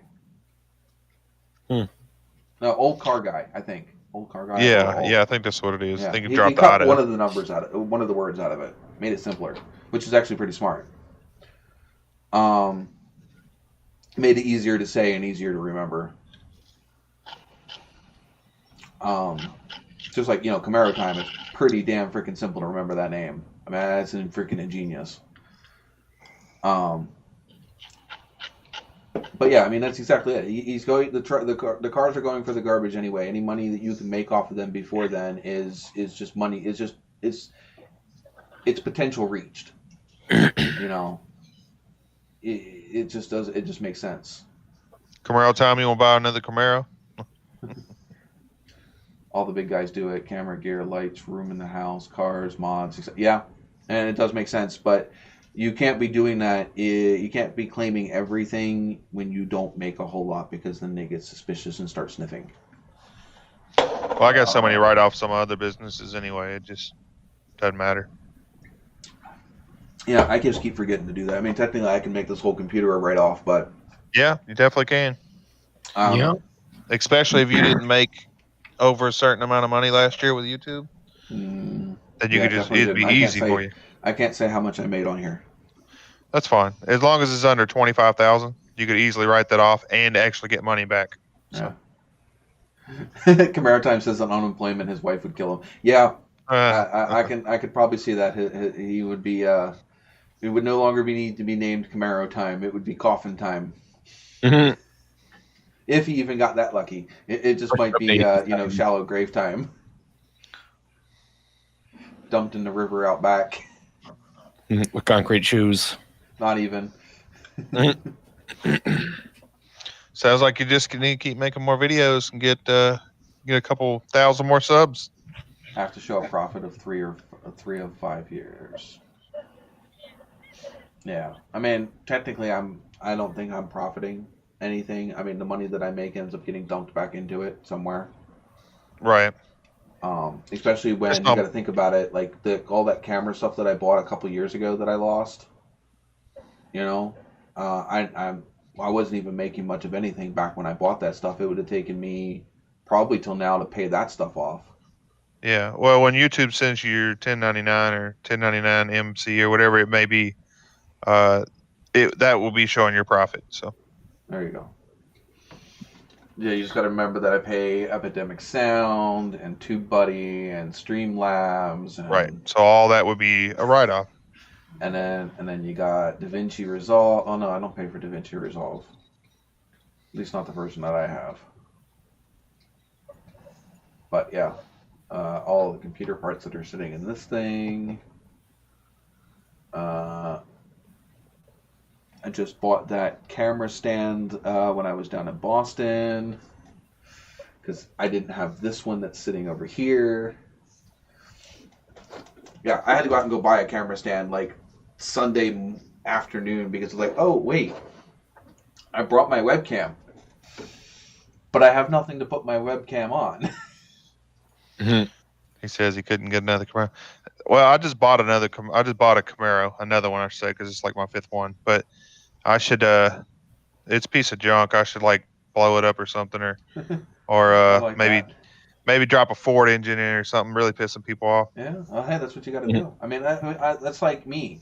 When I'm going to put this Nova together, I could just throw the small block Chevy back in it. It's got T-tops. The Camaro now, it's a 83. It doesn't even have the crossfire anymore. It's switched over. Somebody switched to a carburetor. Yeah, I've got to put a fuel pump in it and all kind of other stuff. No rust on it though. But I say if you had T-tops, you could strip the engine out, bring it up here to Pennsylvania, down to where I'm at, tile around, tile it, paint it black, sell it to one of the Mennonites of the Amish as a newfound limousine. But it's an 83 model. Yeah, I wish I had T-tops. I've only owned one Camaro with T-tops out of all the Camaros I've owned. I could see putting a diesel Put a in diesel that in it? Camaro, but I don't think that the frame of the freaking Camaro going to handle the diesel. Oh, it would, as long as it was a smaller diesel, 6.7 or smaller. Which 6.7 is pretty big. Yeah, but they put out a But yeah, shit ton of it'll, torque. it'll hold. I'm more worried about the torque just twisting that frame. Weston Chamberlain just did it in that new Mustang. The newer Mustangs can handle a hell of a lot more torque than that 80s unibody. You think? You gotta think, that was back when unibodies were just starting to be a thing. They don't have the technology in them that they do today. Well, I'll take a little Swiss cheese. 1.8 liter Toyota diesel and put it in anything. Let's put it this way. You know, my Trans Am's technically a unibody, and some of the bigger 400s that people were throwing in them was twisting those bodies to the point they never were straight again. You know what I could do? I could make it an electric Camaro. You could. That would get You'd some never views. have to worry about me wanting to buy it from you. We'll just trade you for your Trans Am. I get it, man. Oh, Never. oh, that hurt. Oh, I don't even know where to go from there. Yeah. You win that one. Where's that button you got built into this, Sean? Where you put, you slap a set of jail bars up over? Yeah, the one you slap a little set of jail bars up. I don't over even the need picture, to. He just boop gone. Oh, there he is.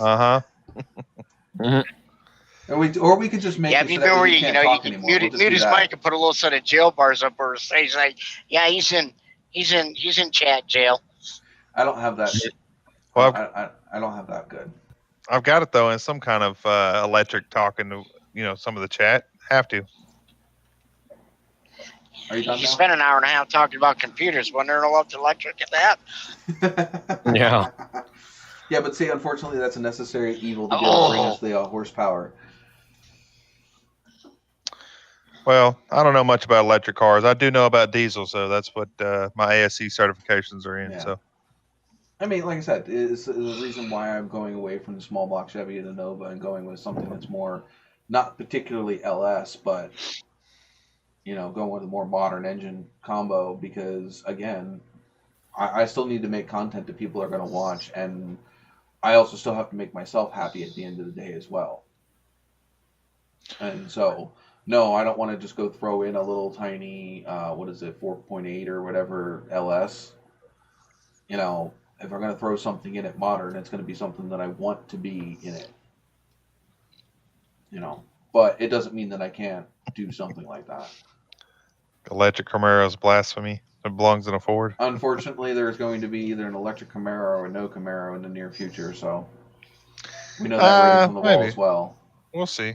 It's on the wall. We know it is. As much as I want to kick and scream and fight it, it's going to happen. Like I said, they're either going to bring electric to that vehicle, or it's not going to exist anymore for them to do it. They're going to have to do it to compete with the Mustang. Within the next 15 years, everything's going to be electric anyway. Well, the Camaro may be an exception. Like, kind of like Ford's getting rid of a lot of cars. Pretty much all their cars. Can you imagine an electric Challenger Hellcat? Oh my God. I think Dodge would roll over in its grave. Oh yeah. The Dodge brothers. I think Dodge as a company. I think would, because I mean they're I thought you were talking about the original Dodge brothers. No. They made Dodge today with the Hellcat and the Elephant and all that. They are the Pontiac of the late 70s. They are the ones kicking and screaming the whole way down of getting rid of big displacement and big power. Pontiac was the last one to hold on to that freaking ugly tooth. And they did it all the way up until 1979. And then they gave up. But yeah, they held out. They held out longer than any other division. And they even have an electric Hummer now. Well, yeah, we went through that last week. Yeah, I'm just saying they even have that. I'm sorry, don't like it. Even if it wasn't electric, even if it was not electric, even if it was gas. Okay, the electric is just the icing on top of the cake of the reason why I don't like it. The thing is hideous. The price of hideous. The price of it is stupid. All right, I'm sorry. Yeah. Who can afford that? Right. So, the new Hummer is horrible. The Hummer before that was horrible. The H2 was horrible. Well, All right, so they're trying to play in the electric game now. So the Cybertruck, which everybody hates, it's ugly, right? Oh, it's hideous. Is way better And than cheaper. the new Hummer and cheaper. No, granted, I think the Hummer looks better than the Cybertruck. Ooh, Oh, I yeah. don't know, man. At least the I Cybertruck's don't like the Hummer. all new. Right, I don't like the Like Hummer. nothing looks like the Cybertruck out there. No, the Cybertruck does not look all new. The Cybertruck looks like it's been plucked straight out of an '80s video game. Right. Oh my god. It's a polygon yeah. hell. It's like somebody. Remember Tron? Nintendo 64, man. Yeah, Yeah. Like somebody forgot to upgrade their fucking 3D fucking sculpture devices from the freaking '80s. That's what it looks like. It's so ugly. At least there are some design qualities in the Hummer. Not in the direction that I mean. I think the main reason I cannot stand the Hummer is because it is so far from what a Hummer was supposed to be. That's why I don't like the H2 or the H3 either. There's a place around here that sells military retired Humvees, and you could buy them for about $6,500. Like they said, the Hummer, the original Hummer, right, was still a military truck. You're talking like Arnold Schwarzenegger Hummer, Yeah. H1. That's what they brought. He's the one that made that vehicle into existence. Arnold. It was a demilitarized Humvee converted for modern creature comforts to be on the road. Cybertruck plus movie truck. You know what? Cybertruck would be so great for the Space Force. There you go. They should drive them around as their vehicles. My god. Wouldn't that be perfect? I mean, that'd be kind of scary. You know, you're on the moon, you have a vehicle that's easily capable of doing 100. You hit a bump the wrong way, and you're going flying toward Venus. Yeah, well, they're bullet resistant. He proved that one real well, didn't he? Yeah, wait. Well, throw it against a regular window and see what it does, though. I don't care. The regular window isn't claiming to be bulletproof. That's why I said bullet resistant. But he's not even resistant. Oh, I'm sorry. Well, it's just like when Apple says their stuff's waterproof, but it's actually not. It's water resistant. All right. When you could actually freaking drown an Android from back then. You could drown an Android up into 5 feet of water before it would freaking start having issues. Right. The what was it? The droid that I had. The droid that I had was waterproof. It was waterproof up to like 5 feet. Mm-hmm. Literally. Or 30 minutes or something like that. Yeah, like that. Yeah, or a time limit. You know, so I could drop it in the water and pull it back out and it'd be fine. Mm-hmm. As long as you hadn't opened it. Right. Took the battery out or whatever. Yeah, because then you might, it may never be. You can't ever guarantee that it's sealed the way it was from the factory. Even these modern phones like the Samsungs and stuff, they only guarantee the waterproofing until you have to have like a screen replaced or something. They won't guarantee it after it's been fixed. If it's refurbished, they won't guarantee it. Yeah. Because you can never guarantee that the waterproofing was that the little stickies were put in exactly the right place and things like that. The stuff that seals the water actually out of the phone. The electric car, I've only drove a Model S and a Model Y or whatever on the Teslas I've drove. But if the battery goes dead on it, there's a manual lever you can pull to open the door. They all have to have that. Now I don't know how you would get in the vehicle to even change the battery.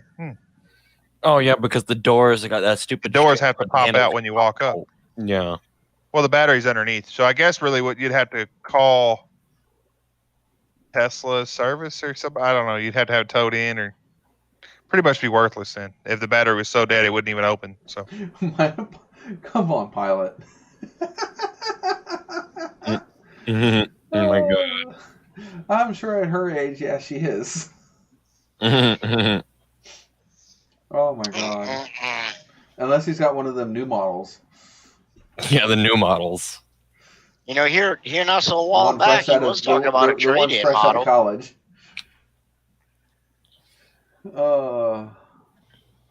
Be like a new computer, it just runs circles around him. Oh my god. All right. I think it's about time we end this because we're getting stupid. Yeah. All right, so Loopy.